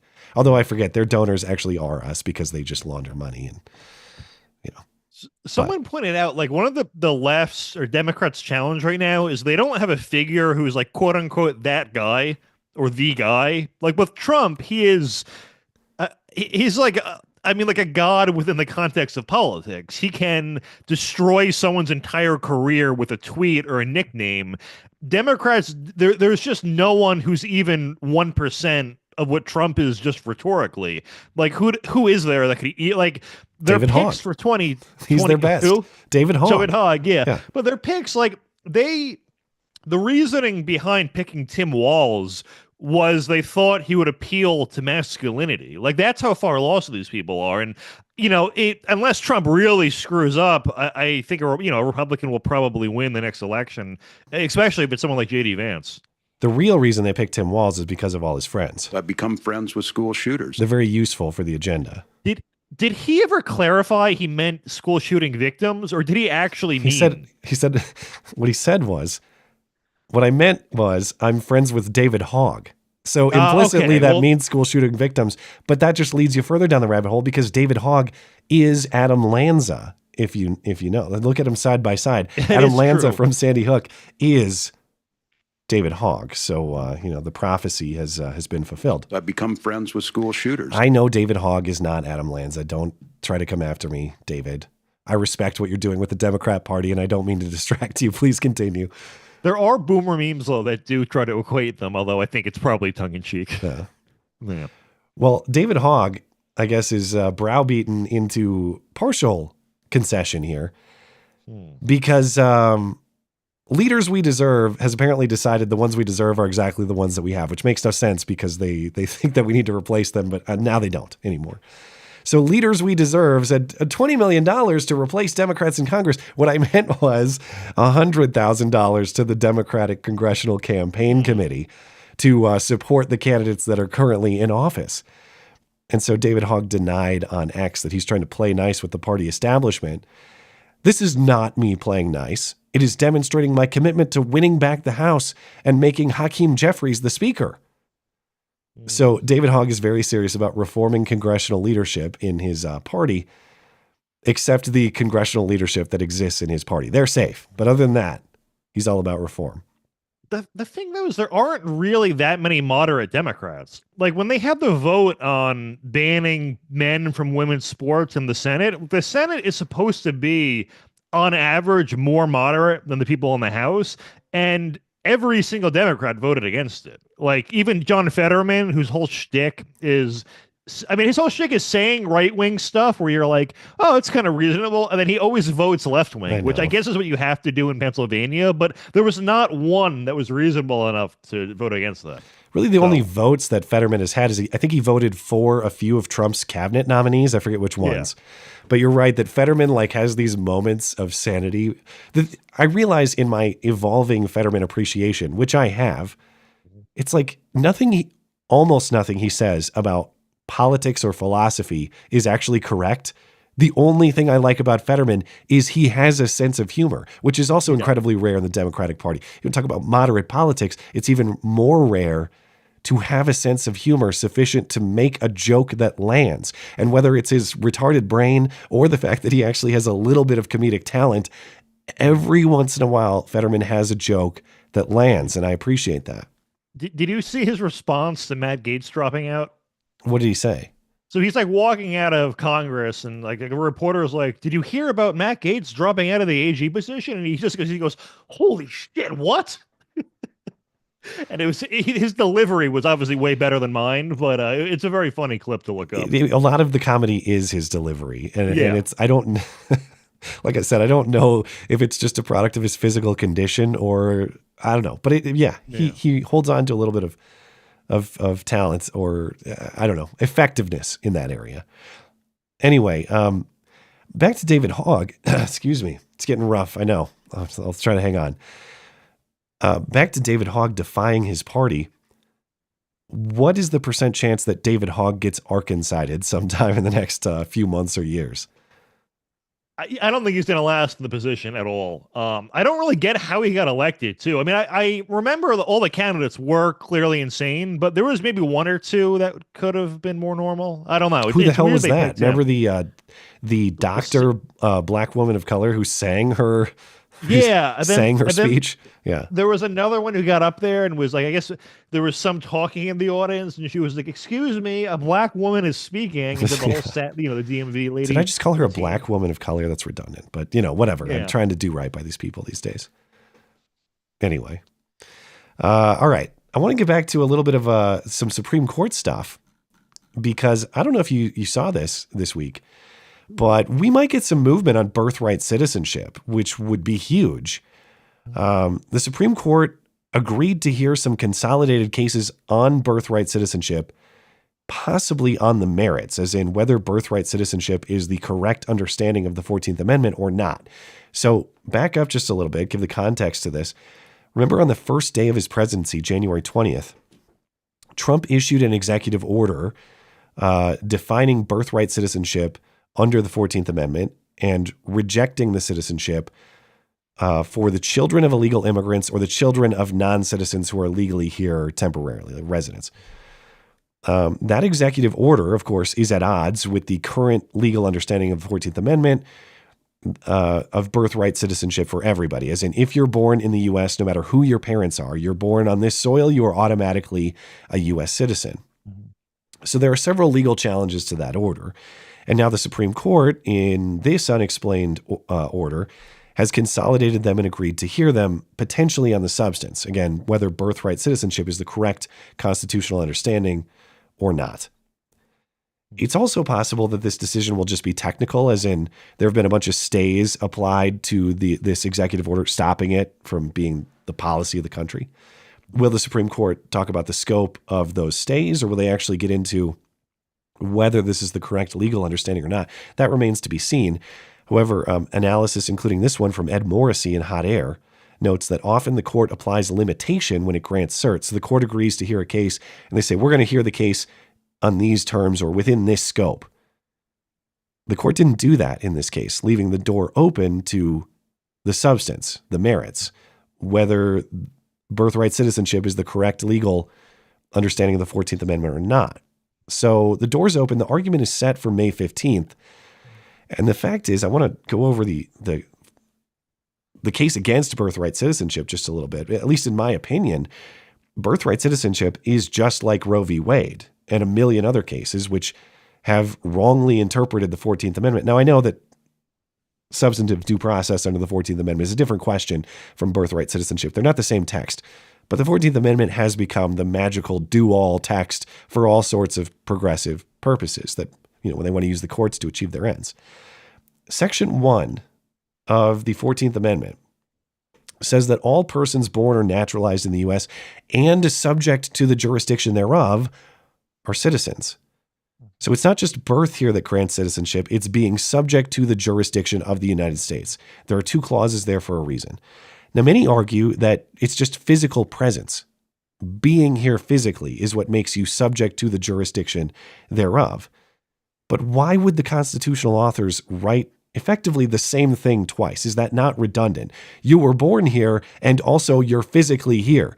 Well, is there anyone who was born here but is not physically here, at least in the context of their birth? That doesn't make sense. How are you born here if you aren't present here, I guess is another way of phrasing that question. So subject to the jurisdiction thereof must refer to something else, if it's not to be redundant with the prior part of the phrasing here. Subject to the jurisdiction thereof refers to the nationality of the parents in this context. And that's not just some inference or some guess. That is based on historical context, historical precedent. But another way of phrasing that, if two illegal immigrants from El Salvador have a baby in Texas, that baby, just like his Maryland dad, that baby would be subject to the jurisdiction of El Salvador. So that baby is not automatically a U.S. citizen.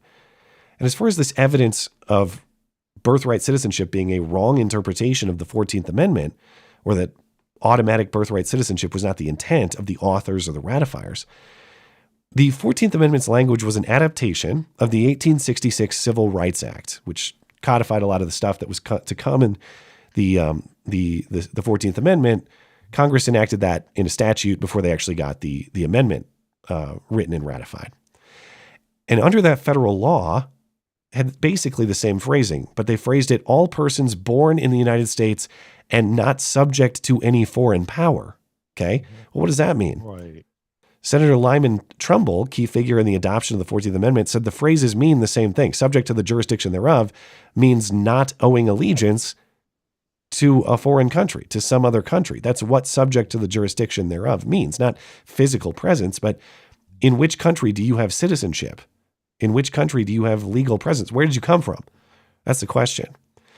And if this is all wrong, like, oh, yeah, that's clearly incorrect, and all those amputees after the Civil War definitely meant that Maryland dads could come here and have kids, and those kids were automatically citizens by virtue of being born here, this is the biggest hole in the argument to me.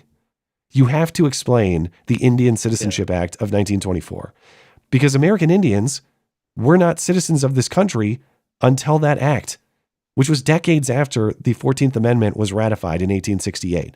What does the Indian Citizenship Act do? It makes American Indians, who were prior to that thought to be members of the sovereign tribes, it makes them citizens. Why is that important? Because if the 14th Amendment, the proper understanding of the 14th Amendment was anybody born on U.S. soil is automatically a U.S. citizen, why would Congress decades later need to write a law to establish the citizenship of American Indians who had all been born here, not just born here, but born here in the decades after the ratification of the 14th Amendment? You can read it in the Wikipedia description of the law. Although the 14th Amendment to the U.S. Constitution provides that any person born in the U.S. is a citizen, there is an exception for persons not subject to the jurisdiction of the federal government. This language was generally taken to mean members of the various tribes that were treated as separate sovereignties. They were citizens of those tribal nations. How in the hell does the same logic not apply to El Salvador or anywhere else?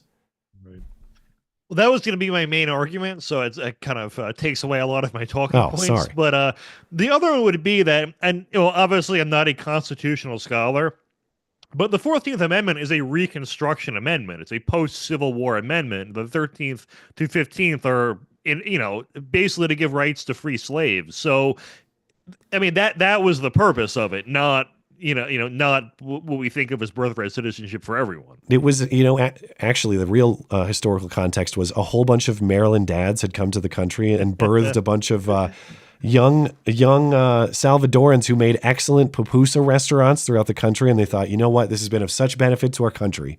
We have to make sure that Maryland dads, whenever they want to come here and populate our land, that they are granted automatic citizenship, their children at least, for the sake of the pupusas.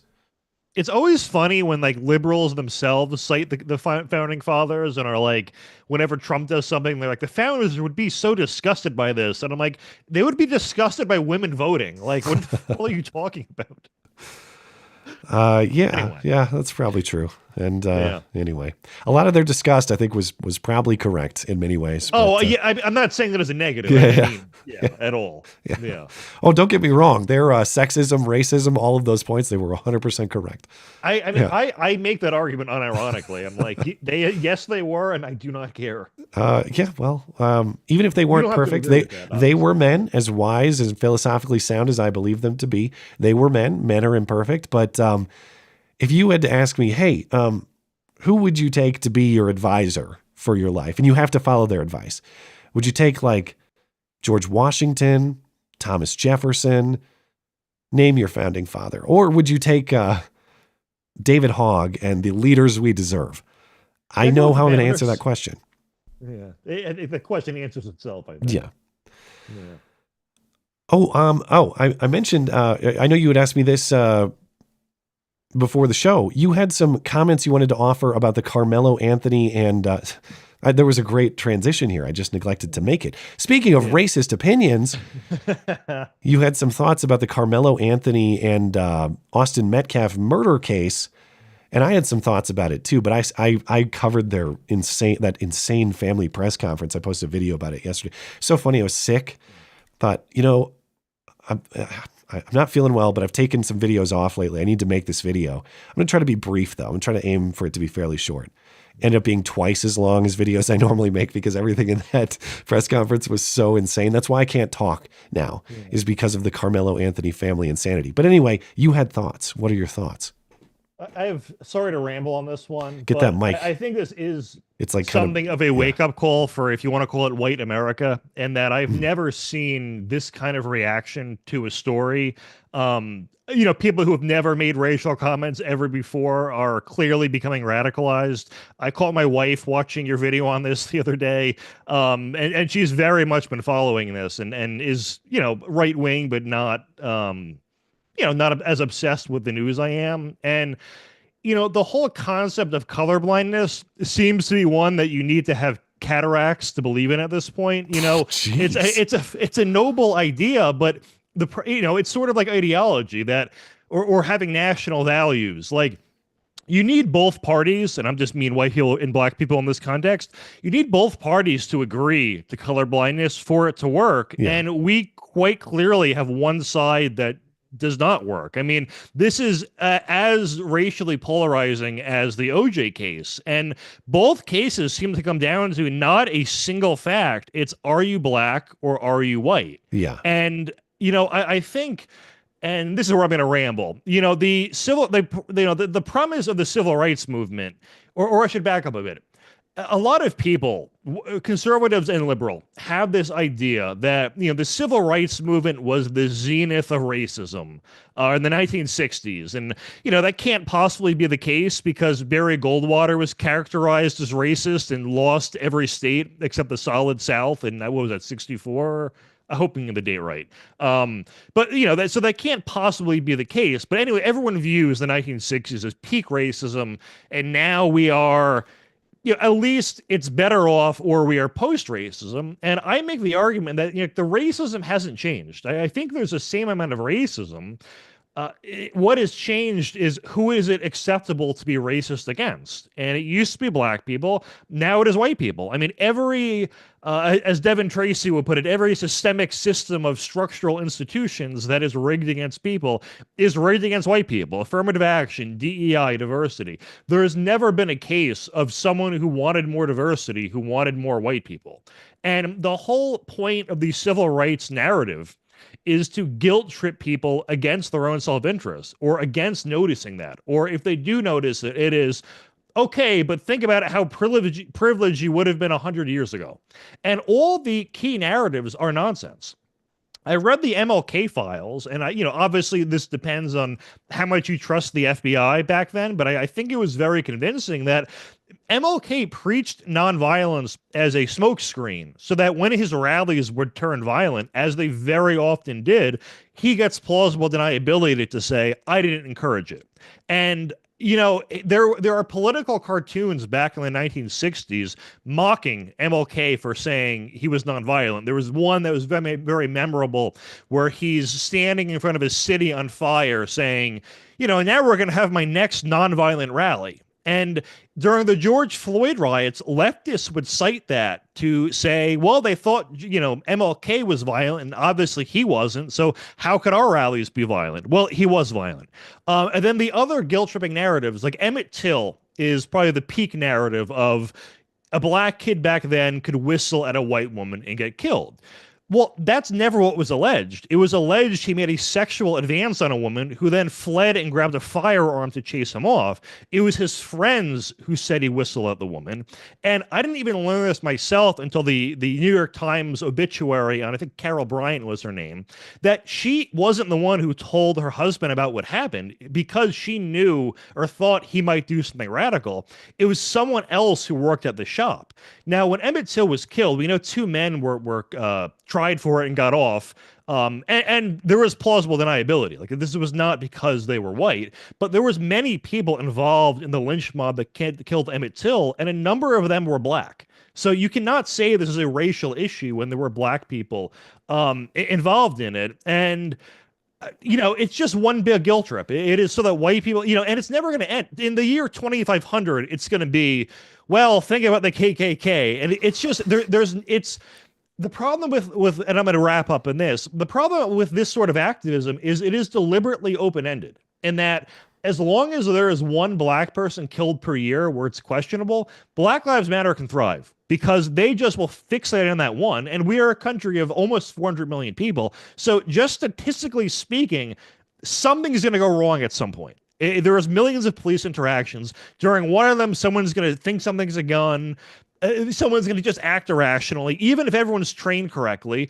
And the activism sustains itself. And actually, sorry, one last point here with the civil rights movement. The idea that it was over segregation alone or racism alone is not true. If you look at pictures of the rallies, they wanted job guarantees. There were things about wars. They wanted higher minimum wage. And we see that with the Black Lives Matter rallies. Like, it's a schizophrenic amount of activism. They're there for racism. There's a Palestine flag, a transgender flag, a socialist flag. Like, it is just a hodgepodge of left-wing activism. And they will use racism as a uniting cause. But it's really just everything else. And the civil rights movement was the exact same thing. And it... boomers always accept the official narrative on this sort of thing. They view the civil rights movement as a noble thing. And what they do on the right-wing boomers is they remake it into their own image. So it's, hey, one or two of these activists were Republicans, and it will be true. Alveda King spreads of this lie that MLK himself was a Republican, and his politics certainly were not right-wing. They were not non-violent. I mean, even with his letter from a Birmingham jail, he said the right is the language of the unheard. Now, you can interpret that in different ways, but it seems pretty obvious to say it's encouraging rioting, given he presided over rioting. So, at risk of rambling on for 10 minutes, I'm going to cut it there. At risk of? I mean, to not cut it. Sorry. Congratulations on your speech. I hope it really touched hearts and minds. You've made me at least 10% more racist. So excellent. Yeah. No, when I first watched the press conference with the Karmelo Anthony family, I'm thinking, this is moronic. What are they doing? Their actual trial lawyer needs to tell them to shut the hell up because this is incredibly damaging. And then I start thinking about it, and many were tweeting to this effect. No. Given the facts, which assuming the witness statements are correct, and there are several of them, so it's hard to imagine that all of them line up and are false. Excuse me, 1 second. Nice. really hitting that wall, but I'm going to carry through.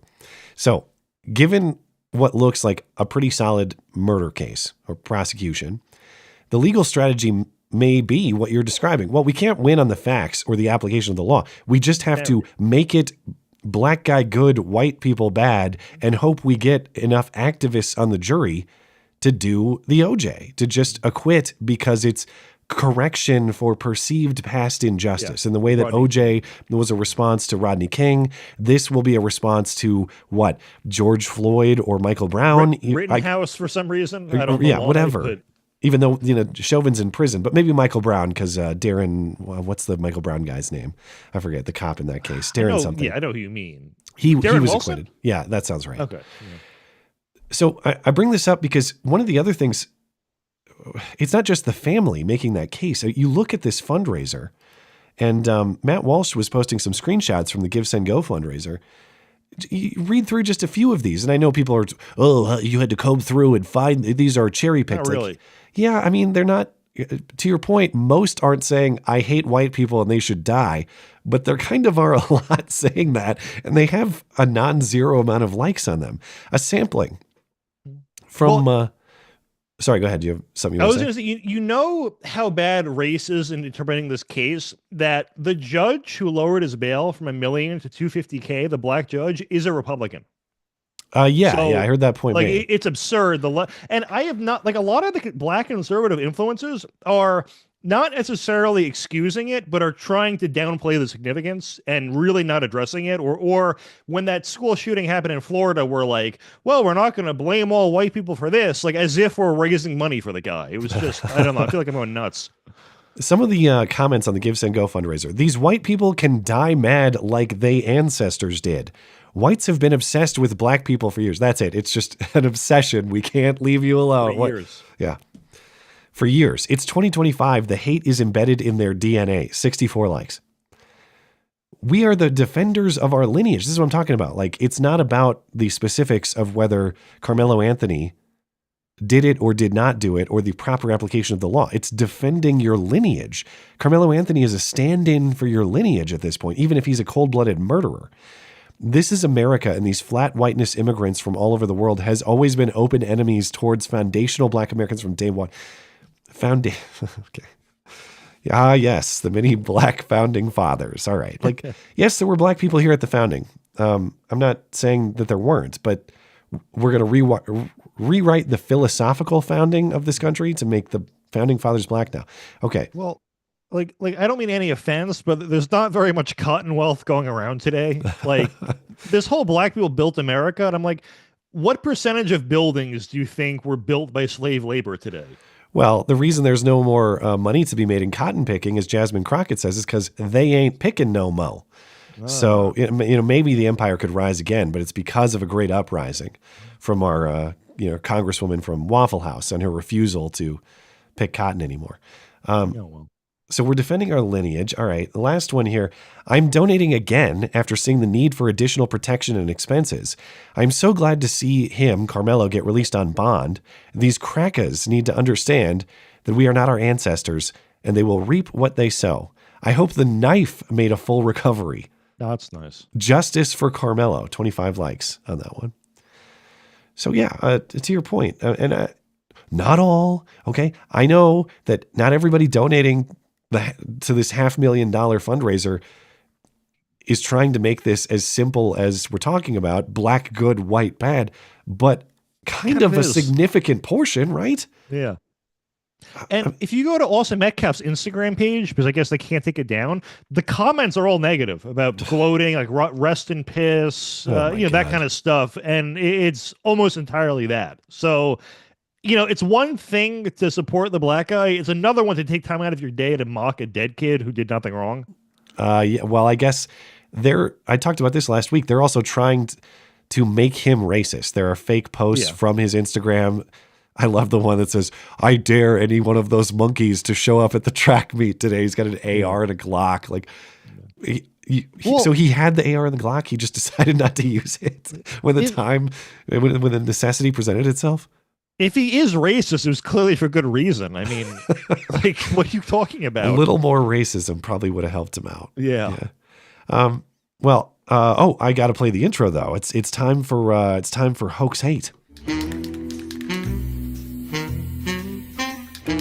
And now the nobody saw it happen, but it's totally a product of Trump's America Hoax Hate Crime of the Week.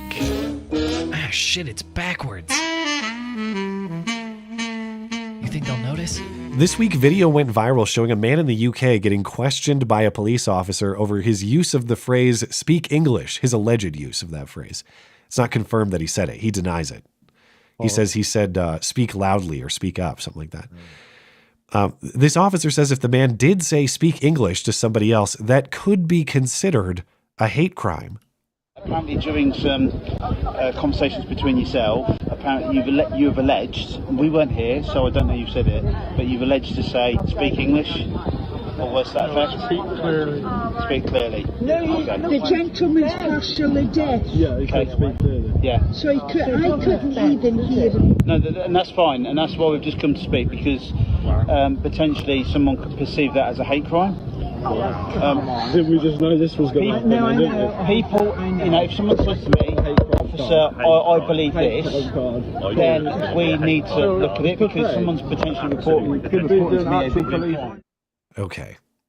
So the video was circulating. The context is a little unclear, but I found a description in Newsweek, because you never know when it's just a clip and you don't know when it happened or why.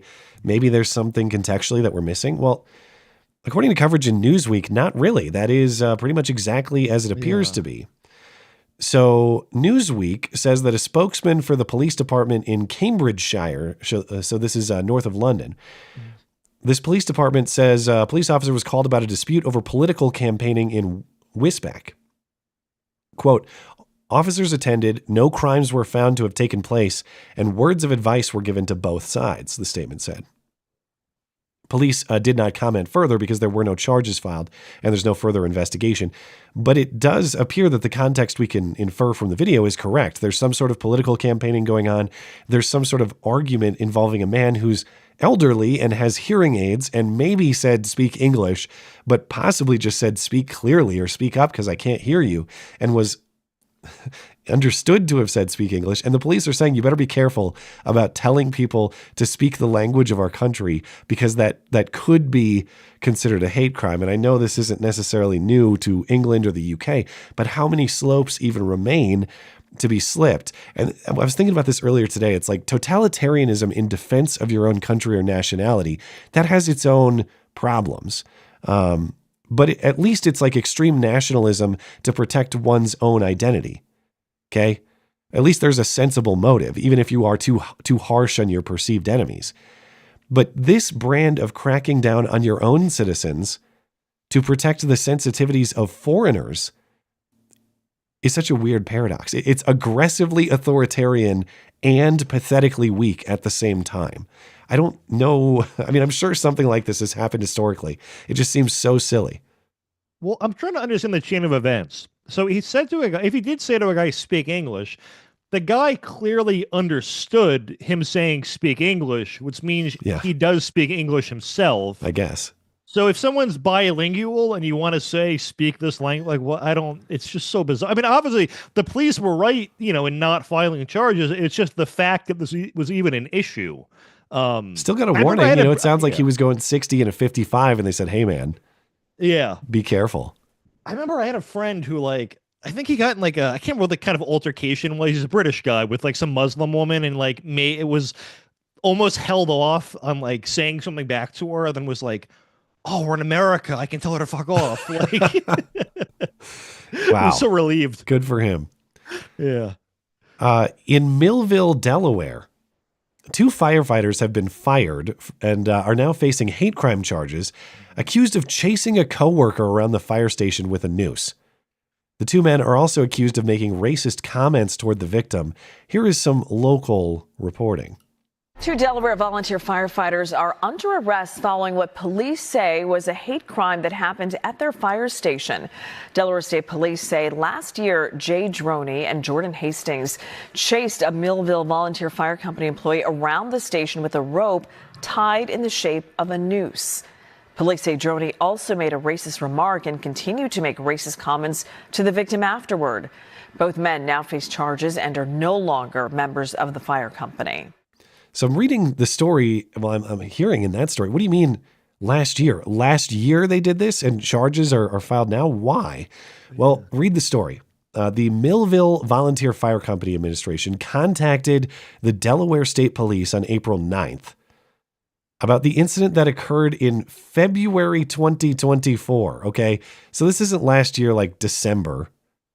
This is some 14, 15 months ago. In fact, both of these firefighters were still firefighters in Millville until April 10th. So just a week and a half ago. So for over a year after this alleged incident happens, these guys are still firefighters. They suddenly get fired, and there's not just a criminal investigation, now criminal charges related to their conduct over a year prior. Why is this issue suddenly a crime now?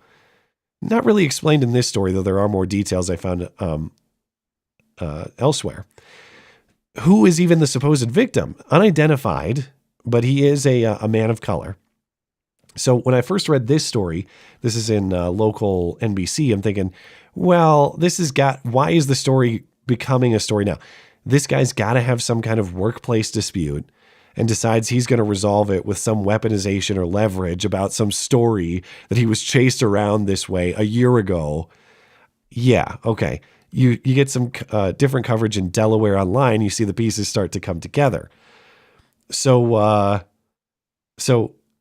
what happened here? They say at the start of this story, part of the delay, according to court records, was the victim, who is black, didn't report the incident because he just wanted to come to work to do his job and go home. But there are court documents that give us more information. The Millville Fire Company employee, the black guy who was chased around with a noose and I guess called the N-word or something like that. He's a paid member of the company and has been there for 3 years. He was working overtime on February 14th, 2024, a shift he normally did not work, according to court documents. As it was dinner time, the man was on his way to an outdoor grill at the fire company. On his way out, he saw Droney and Hastings, the two guys who have now been fired and criminally charged, practicing tying knots. While grilling, the man said Droney walked out a side door swinging an orange rope. "Come here, boy," Droney said to the man before chasing him around. Droney chased him, court documents say, and the man noticed Hastings was videoing all of this. So I guess there's Snapchat video of this incident, though we can't see that. It would help to evaluate what happened here. Following the chase, Droney began laughing and walked inside the firehouse. The man told investigators that the victim told investigators that he was offended and he felt Droney, the guy chasing him, took it too far. Okay, but isn't that a telling statement right there? Yeah. Took it too far. So, yes, it was antics during dinner or grilling or something like that. It was clearly a gag. We know it was a gag based on not what the aggressors, the alleged aggressors are saying, based on what the victim is describing. It went too far. He took it too far. That grants the premise that it was a joke. But there's more detail on this timing question, as in, if this happened a year and change ago, why are you bringing it to our attention now? Well, court documents say the man arrived at work on April 9th and found a conversation started about how Droney, one of these guys who supposedly attacked him, had written a letter to a newspaper and the fire company, so like an op-ed in the local paper, claiming the department was doing a lot of suspicious things. And that's when court documents say the man thought, well, what about all those things that Droney has done to me? Okay, right. So his alleged attacker has some grievances that he publishes in the paper. Then this guy thinks, oh, well, he did stuff to me a year and change ago. I'm going to bring those up now. And so now he brings that to the attention of the fire company leadership. They contact police. There's an investigation and there are charges. In other words, what I was talking about earlier in a surface level interpretation of this appears to be correct. You have some kind of workplace grudge, workplace dispute, workplace rivalry. Someone complains about it. This guy thinks, oh, no way, either to leverage some sort of advantage for himself in the workplace or to get revenge on people who maybe are accusing him of wrongdoing. He brings up this story from over a year ago to try to make it seem like he was borderline lynched at work, when of course that didn't happen. We don't even have evidence of the attack here, or of an attack. Like, what is the crime? The crime is I guess, chasing someone around, but they didn't even do the Jussie of putting the rope around his neck. They just chased him around a little bit, and apparently they said it too. He said the N-word. So it does appear like this is some sort of workplace drama weaponized for personal advancement. And you also have the evidence that one of the guys who allegedly attacked him, he told police it was all a joke. The victim, the black guy, was laughing about it. And it wasn't even a noose. We were doing a fireman's knot. So this does sound like buddies doing silly things at work, but all of a sudden it's advantageous for him to weaponize it. So he has. Firefighters are cut from that cloth of people who are not sensitive about racial jokes and actually are sort of stereotyped as enjoying them. Like I saw this comedy sketch once where it was a diversity trainer who was trying to educate a bunch of firefighters, and this black guy's like, wait, so I can't call Juan a wetback anymore? Like it was mocking that they would actually give a shit. And this is like cartoon racism. Like when he said, hey boy, like he should, like if he said like, and then he spit a drib of chewing tobacco out, like it would have been so perfect for the story. And then there's the obvious logistical problem of how difficult it would be to hang someone and where it would get done. Like would you... No, they have those high garage doors at the fire department. Perfect spot. But you can only hang people when it's through force. Like got to get that mic on your mouth. When you're executing someone, they're under the threat of getting shot anyway. Yeah. Like you can't voluntarily gotta go along with that. And it just seems like roughhousing at work. Like if they're doing a Snapchat video, it's not a hate crime. Well, yeah, insofar as they clearly didn't want to hide it. Yeah. You're not putting that video out in public. So if the video surfaces, I'll definitely be circling back to this story for sure. Lastly, we had it referenced in the super chat earlier. Now, this is not a hoax. At least the hateful component is not a hoax. Just a question of what prompted such behavior lingers. Yeah. But this is Pinole, California, the northern part of the Bay Area. A woman, to your point earlier, speculating about her name, appearing to be of Indian descent. She was caught on video repeatedly calling a black woman an N, but she just straight up said it repeatedly, hard R and all. Here was the moment. I won't find out where you stay at, bitch. You got me f***ed up. I'm sitting here going into the parking lot asking if you good. Bitch, you been staring at me with your fake ass eyelashes. I don't give a fuck. I don't give a fuck. The best line. As I wondered earlier, and as I'm cutting these clips, I thought, is that one too aggressive to put on the soundboard? Get out of my face, you fucking nigger. I don't know. Maybe for selective deployment. Get out of my face, you fucking nigger. Actually, I think that's a summary of Matt's speech earlier. Get out of my face, you fucking nigger. I think. It was much more elegant. Oh. But I mean, whatever. Anyway, next time, a lot of fatigue right now. Next time you say you have a 10-minute rant, I'll just summarize it that way. Get out of my face, you fucking nigger. It won't happen again. But what is the context here? Because even if you hate people of color to a very strong degree, do you really just end up in public confrontations in that way, yelling at strangers? Get out of my face, you fucking nigger. Not really. Like, you have to have some behavior that prompts that, right? The N-word is a very high-risk word. Like, if you're getting recorded, there is a chance your life is getting destroyed for some reason. Yeah. So, whatever, it had to have been something. So, I'm reading about what happened here. Local Fox KTVU has some additional details on the story. They have found the woman in the video. Pramila, or whatever you say her name is, although we don't really know. Priyanka, for now. All right. I'm making shit up. So they're not identifying her, but they say this is what it appears to be. This was a public confrontation in a parking lot. She's in her car, and the black woman is confronting her while she's in her car. So, again, what was done in the moments prior remains unexplained. But this woman was identified by the station. She declined to comment, so we don't get her side of the story. The woman who did the recording, the black chick, doesn't want to be identified, but she did offer commentary to KTVU, and she says she was targeted for no apparent reason. I doubt it.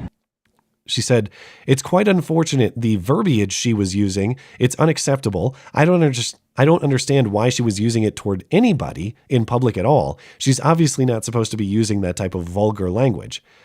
So yes, I'm sure this woman she's so racist that she just saw a black person and became so enraged that she had to confront her and call her the N.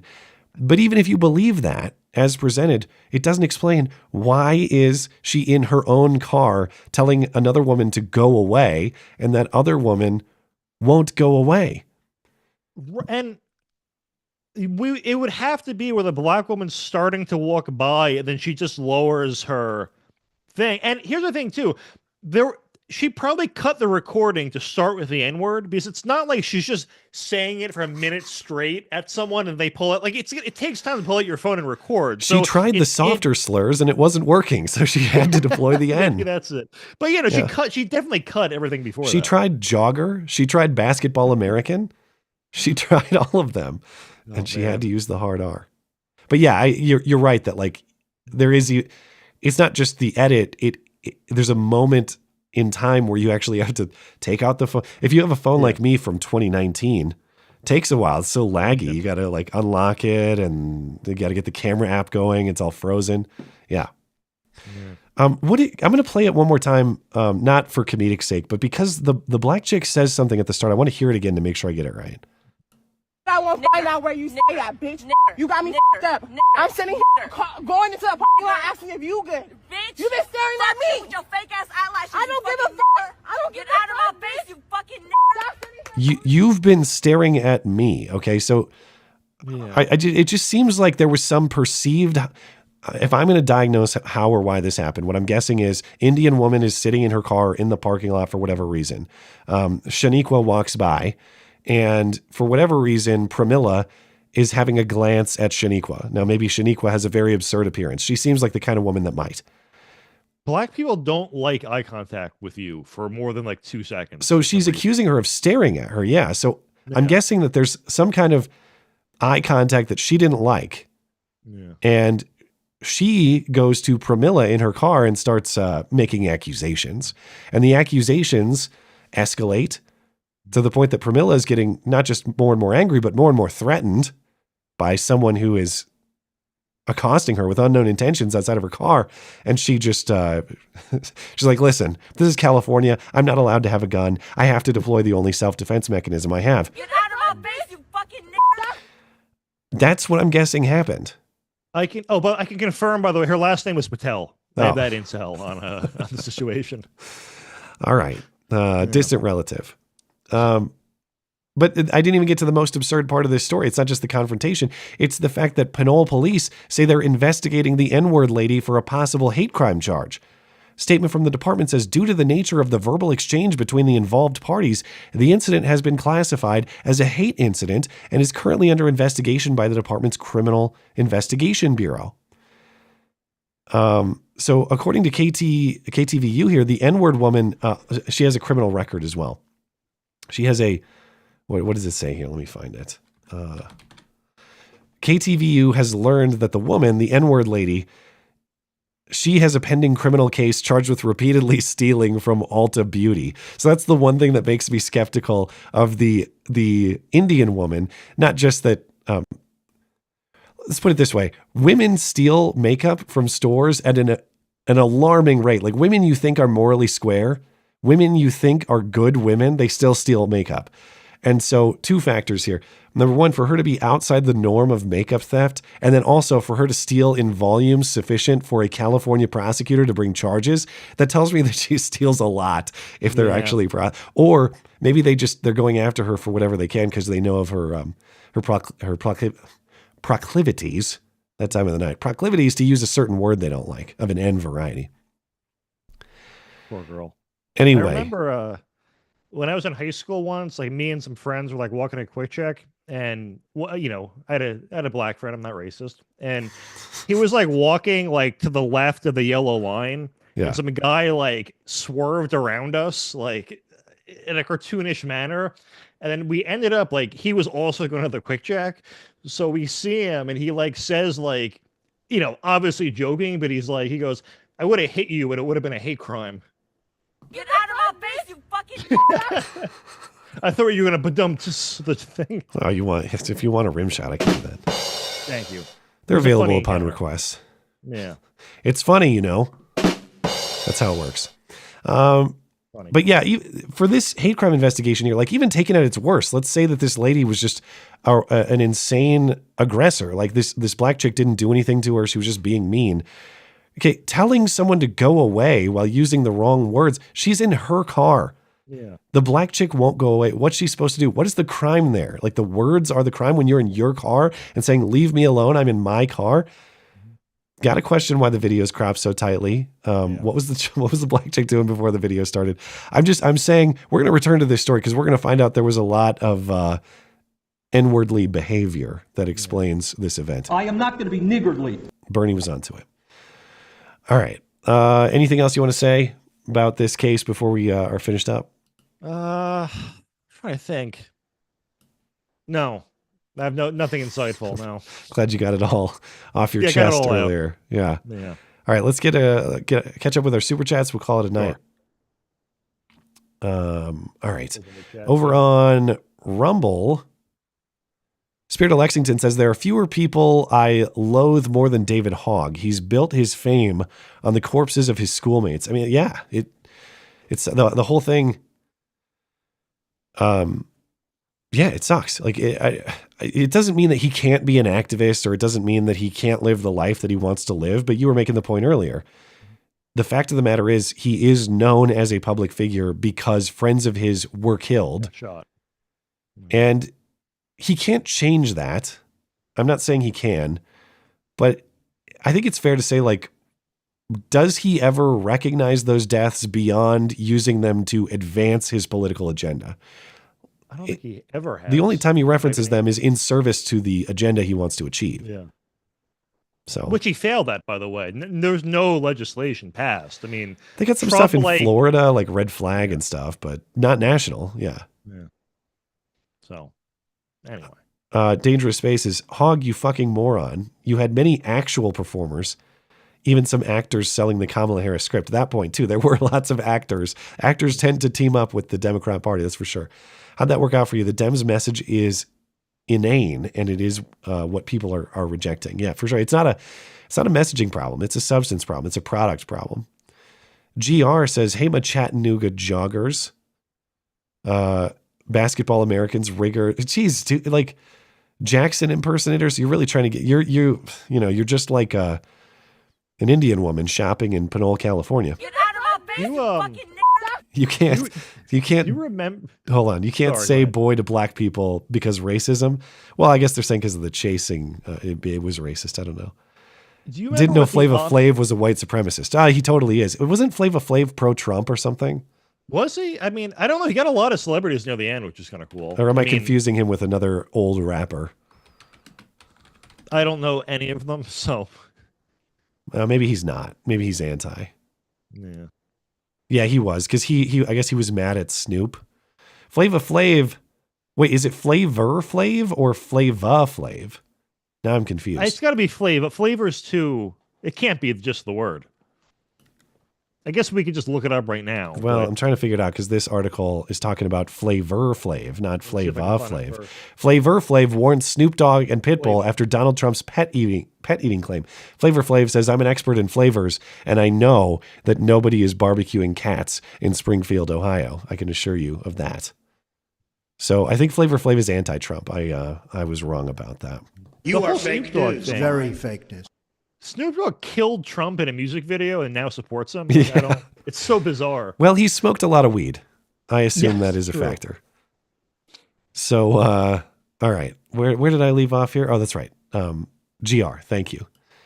And let's see. Over on Odyssey, Blanket says, Matt, do you think we'll ever see more of the video showing why the Indian lady was saying the N-word to the angry black woman? I just said when it comes out, we'll talk about it more, but thinking about it, no, we're not going to, because the source of the video is the black chick, unless the Indian woman had the wisdom to record the conversation herself. And I hope that she did. Yeah. But I've seen no indication that she has exonerating evidence. And the fact that she's not wanting to talk to media is a little bit of a warning sign for that. It doesn't make me skeptical of her, but it does make me skeptical that she has exonerating evidence, because if she had it, she'd be putting it out there.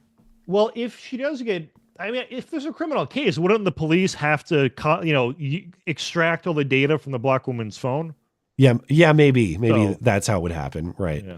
But maybe it'll be like that case in Allentown, Pennsylvania recently, where that woman called police to report a noose that she'd found at her desk, and then the police got a little too close, and she said, "Oh, that's enough investigating. I prefer that you stop now. I just wanted you to make a public show of it and then never find who was responsible. But you sent the FBI to collect DNA samples, and now I'm a little nervous." Okay. Give a refresh over on YouTube and Tippy. Then we're all set. Okay, let me find where we left off here. AP, speaking of rim shots, Matt, are you down with the sickness? Ooh, Anyways, hope you feel better. I am like a disturbed song. You're right. Thank you for that. Very clever. Injured Guardian, look up Based Sanctuarium Metalli and their latest song on this platform. Maybe tell Chris Gard too. He is risen. Happy Easter. Happy Easter to you as well.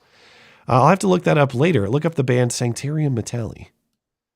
Well, on this platform, well, I guess I could try. How do I find their Christian metal hymns? I could play I don't know what the most recent one is. Let me try it. I'll indulge you a little bit. Although this precedent of allowing songs to be played. Hold on. Let me get this volume down a little bit. I got to be careful because I might get copyright dinged too, but I'll play a little bit.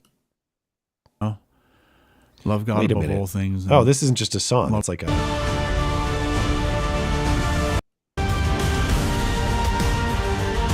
It's just like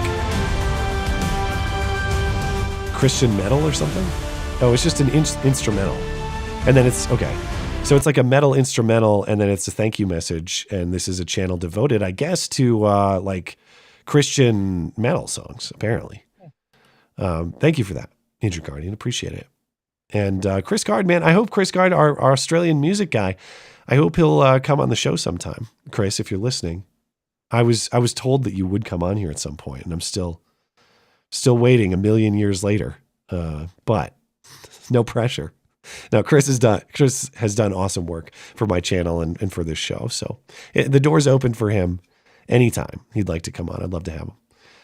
VV quoting me earlier, who would you take as your advisor? Jefferson, Washington? Have you guys ever been to DC and seen the monuments for Jefferson and Lincoln? Seeing them really brought a whole new reverence for their founding leadership.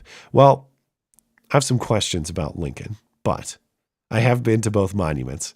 Those are complex questions. And on the former iteration of this show, Razorfist was on at one point to talk about Lincoln and all that. And I think, I just think that the Lincoln mythos is a little bit questionable, just my opinion. But are the monuments great? Yes. The monuments are awesome. And they're, to me, they're just a reminder of a time when we used to appreciate like great and big and beautiful things. I'm not saying that we can't build monuments like that anymore. It's just like, whatever your opinion of Lincoln or even Jefferson, Jefferson's not immune to criticism too. Jefferson was a man who owned slaves. Jefferson was a man who had children with slaves. Jefferson was a man whose own slaveholding appeared to contradict with some of the things he wrote. Not some of them, but say the philosophy of the Declaration itself. More important than the men of Jefferson and Lincoln in some respects is what they represent. Like, could we build a monument today like those monuments? It's not a question of do we have the technical capability to do it or not? Of course we do. I mean, do we have like the national agreement on who is worthy of such monuments? And I would say, of course not. The last one we built is what, like MLK? Is that the most recent one around the DC area? And not only do we not have the national agreement to build these things, we're tearing them down. Yeah. For whatever disagreement you may have about how the Civil War was prosecuted by Lincoln, as I do in many respects, I'm not for tearing down Lincoln statues or something. In the same way, I'm not for tearing down Robert E. Lee statues. Whether I like everything Lincoln did or not, or believe it was philosophically sound or not, he was obviously formative on this country in a major way. And I can respect the history of this country enough not to be overwhelmed with rage, not just Lincoln. But anyway, like I'm not going to tear down a statue of a guy. I disagree with some of the things he did. I'm going to get my revenge. I think the liberals of today hate the Confederacy more than the Union soldiers did. Yeah. Like, it's just, they got over it in like a year, and like these Yeah. people are still upset about it. It's Totally. bizarre. Totally. Joshy boy. The whole Karmelo case really grinds my gears. The defense of this kid is maddening. Refer to the KTLA tweets. I don't know if you caught last week's stream, but Joshy was on. And KTLA, the LA news station, had just tweeted out last week, just the N-word, plural. Like Yeah, I saw it live. I forgot to refer to the KTLA tweet tonight, Joshy. You're right. And when Joshy's back, maybe I'll ask him. Because, rightly or wrongly, he's my person of color translator for a lot of these issues. Help me understand. He could help me translate what happened in that parking lot interaction there. I saw a comment that said you should have some weeks should be the Matt and Matt show, then you should have the Matt and Black show. I guess maybe I need a rebranding. Yeah, maybe. You could. We'll see. Ryan Allen, Metcalf's father was brilliant for leaving the press conference when asked to, because he proves his point in that when you go somewhere uninvited, all you have to do is leave and everyone goes home to their family. Yeah, I don't know. I don't know what he planned or if he planned for that to happen. Maybe he did intend to illustrate that point in exactly that way. Or maybe he just wanted to be there to listen and it worked out that way. But holy crap, man. Like, not only was their defense of Karmelo Anthony incoherent and irrelevant, they're literally blaming the rain. Like, the argument was, if the school district had canceled the event for rain, he wouldn't have been in that tent to stab anybody. Okay, but the rain talking point. It's like lava to black people for some reason. I saw Vice did a documentary years ago. And I think it was about like the Crips and the Bloods forming a temporary alliance to protest a Klan rally that was going to happen in their neighborhood. So like the first 43 minutes are just talking to both sides and the history of the Klan and how horrible it is. And then the rally happens and it's raining and it's just the Klan coming through. So they show up at like one of the gang members' homes and they're like what's going on? Like, where are you guys? And he just says nonchalantly, or like it was the dumbest question you ever heard. He's like, "Bro, it's raining," and that's how it ends. So it rained. If only the Indian woman could have summoned the rain to repel this black chick. Yeah. It's true. Anyway, where was I going with this? I have no idea. Like, the arguments from the family were so ridiculous, as I was talking about, as anybody who watched the press conference could see. But the extra step of smearing Jeff Metcalf. And Jeff Metcalf, as like many, and we talked about on this stream, the way he has handled the response, I'm not a fan of for many ways. I think he's entitled to he has a lot of sympathy. He's entitled to his opinion. I've not liked how he's tried to lecture people what their opinion of it they're allowed to have. So I've not been a huge fan of the way he's handled this. But there is no reason to go out of your way to call him a bad guy for being there. And it's like maddening. It's mind-bending how this representative, this Dominique Alexander guy, is virtue signaling, saying, "Oh, I would never, ever attack a grieving family member." Oh, that is beyond any decency. Fast forward 1 minute. Fuck that guy. He didn't belong here. That's a statement about his character because he's a piece of shit. It's like, are you actually this evil, or are you actually that stupid? I can't decode it. It's like, do these people get handlers like this? Whenever there's a racial killing, they always have a script seemingly. Like with Molly Tibbetts, it was like, actually, they just bring us great food. Yeah. What the fuck are you talking about? Big taco fan. The father was fan. quoted. The father was quoted in the New York Post talking about the people rallying behind his son, and he called them white pieces of trash. Jeff Metcalf did? Yeah. He said that about them. Yeah, he told people they're part of the effing problem when they were having the rally. Oh, I saw this. So it was like over the weekend there was some kind of White Lives Matter rally, which was supposed to be big, but ended up being pretty small. It's like 20 people, yeah. So this was like, I don't know the exact perspective of the rally goers, but it was, pretty, I would say it was very clear in its racial perspective. Let's put it that way. It's saying like, okay, the problem of black people attacking white people is very real, and for Jeff Metcalf to say there's no racial component to this at all is bunk. We have to get real about the problem of black crime, specifically against white people, was the perspective of this rally, to the best of my knowledge. Jeff Metcalf called the leader and said something like, "Yeah, you're part of the problem. The hell with you."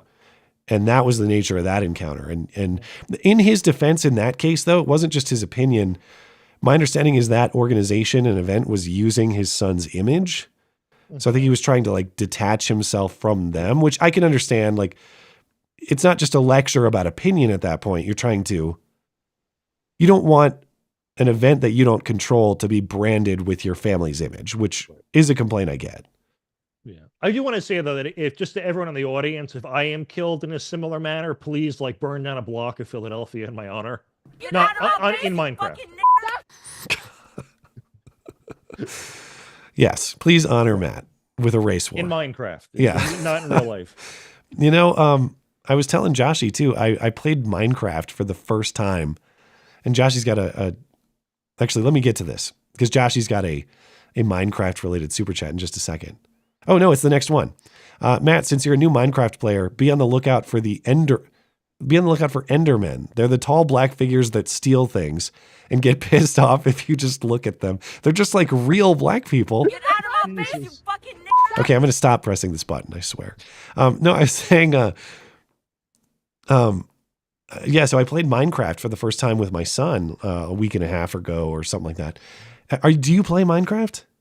So I'm really embarrassed to admit this, but I bought the new RuneScape game for $30 recently, but my computer can't support it. So I don't even know. I know the name, but I don't know what it is. Is it also like, building things?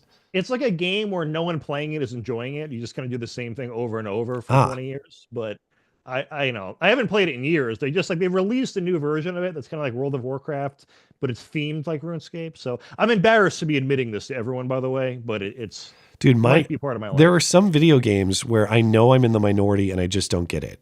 Like Skyrim. Yeah. I like RPGs. I should love Skyrim. I've played probably 10 hours of Skyrim and I got bored out of my mind and decided it's just not for me. You suck. Fuck you. And I feel like I'm the only person in the world that was like, Skyrim's not that good. And it's not the genre. I never played it. I never got Minecraft. I played it for like an hour and I was like, I don't know what I'm supposed to do here. Exactly. I don't get it. Yeah. Like, I understand it's like a Lego game, basically. I'm building things out of Legos, but why? Like, what am I trying to achieve? And the answer is nothing, as far as I understand. So, again, people who made Minecraft, people who made Skyrim, they know things better than I do because they've made some of the most successful video games in the history of the world. But every once in a while, you get a movie or a book or a video game or a piece of entertainment, you're like, I know that I'm not the common opinion, but this sucks and I don't get it. And I'm not going to pretend it's good. But anyway, Esoteric Unbound. Chat, Joshy boy, I'm sorry if I offended you with my rain comment. It's just a stereotype I've heard from. You can't offend him. All right, good. Yeah. Esoterica Unbound. Speaking of an actual Maryland dad, I don't believe that Delaware is actually a state. It's just some nonsense that Democrats made up to justify a couple permanent Senate seats. Well, that is where Joe Biden came from. And there is a lot of fiction coming out of Delaware. Like Joe Biden fought with Corn Pop down at the pool. He saw those gay guys kissing on the mean streets of Wilmington back in the 50s when they would have been arrested. We've heard a lot of fiction coming out of Delaware, so it wouldn't surprise me to learn that Delaware is every bit as fake as a Blue Origin all-women spacecraft launch. You ever been to it? No, I can't say I have. It's basically just highways because you just travel through it in like 35 minutes. Yeah, I always that's the same thing I say about Sonic's, the restaurant. Those are fake too. That their milkshakes are very good. No, you've never actually been to a Sonic. Nobody has. They just want you to believe that you have. I've been over this many times. Sonics aren't real. It's like there aren't any Sonics in Montana. There might be one in Billings. I don't know. But there's like maybe one Sonic in Montana. But recently the grocery stores here started carrying Sonic Tots. And we have not tried them yet. I'm telling my wife, no, those aren't real. Burgers are actually decent for, a place that doesn't exist. Yeah, it's all made up. It's some kind of piece of propaganda to make you believe that Sonic is real for reasons I don't fully understand, but I'm confident it's all a projection. Neglectful sausage. I don't even know what this is about, but I'll read it. Let's deport blonde as a practical joke. I'm sure if that's, hey, I'm not a part of that operation, but if you want to fire up the catapult, you go right ahead. Great White. You never get my jokes, so here's $10 without a joke attached. Just happy Easter. He is risen. Well, if ever there was a day to make a serious acknowledgement, you picked a great day. And I do my best with the jokes, man. In fairness, I make all kinds of jokes that people don't get. But that's kind of the way it goes. You try. Sometimes they don't land. And actually, in fairness, it's very difficult to get jokes to work in Super Chat. Not that they can't. They do all the time. But in a written way, like without the delivery of a person, when you're just reading it and sometimes you don't know if it's a joke, it's very hard because you're asking me to perform a joke when I don't know it's a joke. So sometimes it doesn't come off quite right. I'm not a skilled actor like David Hogg wants to get for the Democrat Party. There have been times in my life where someone's telling me a joke and they say the punchline and I don't know it's over. But very rarely. Yeah. Injured Guardian, the latest SM song. Okay, so this is the band we were hearing about earlier.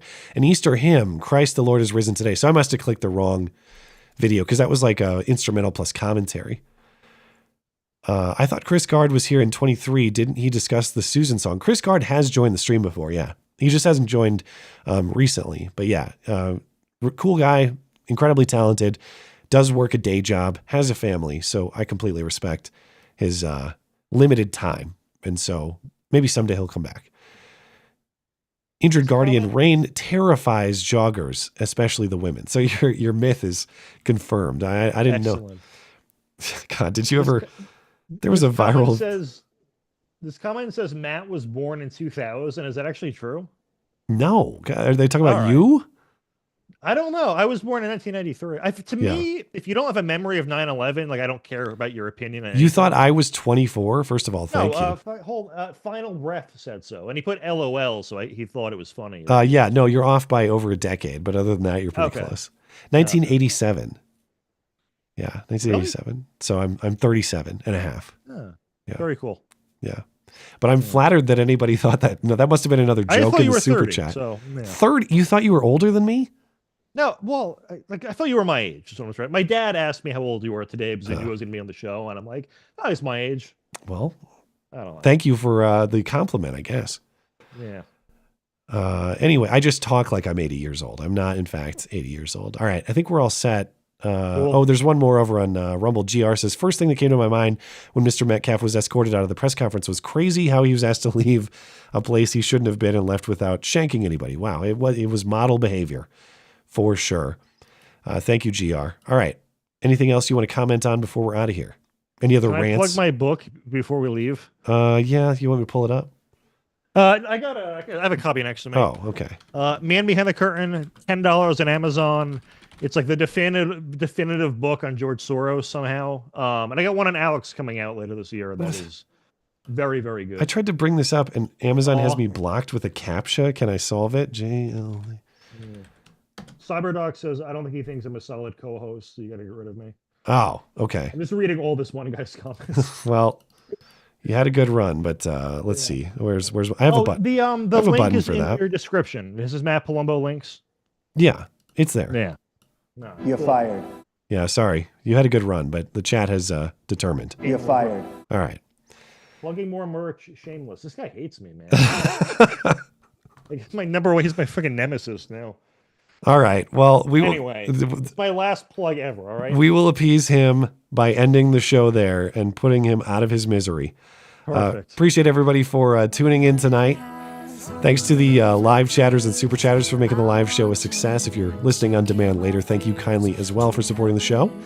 Thanks to my guest Bearing. Links in the description. Thanks to Matt Palumbo for joining tonight. Find his links as well, including Man Behind the Curtain, his George Soros book on your screen right now. Available wherever books are sold. Yes. Including Amazon, if you can get through the challenging CAPTCHA. Thanks to producer Tim for his assistance tonight. If you'd like more to listen to, check out the podcast page of my website, mattchristiansenmedia.com/podcasts. You'll find not just the video show, but the audio show as well, if you prefer audio podcast listening. Anything else show-related, mattchristiansenmedia.com is where you find it, or mattis.gay if you prefer brevity. I'm back on Wednesday and Sunday nights. Have a great night and a great week. Thanks for putting up with my voice tonight. And, of course, happy Easter to everyone as well. Bye, everyone.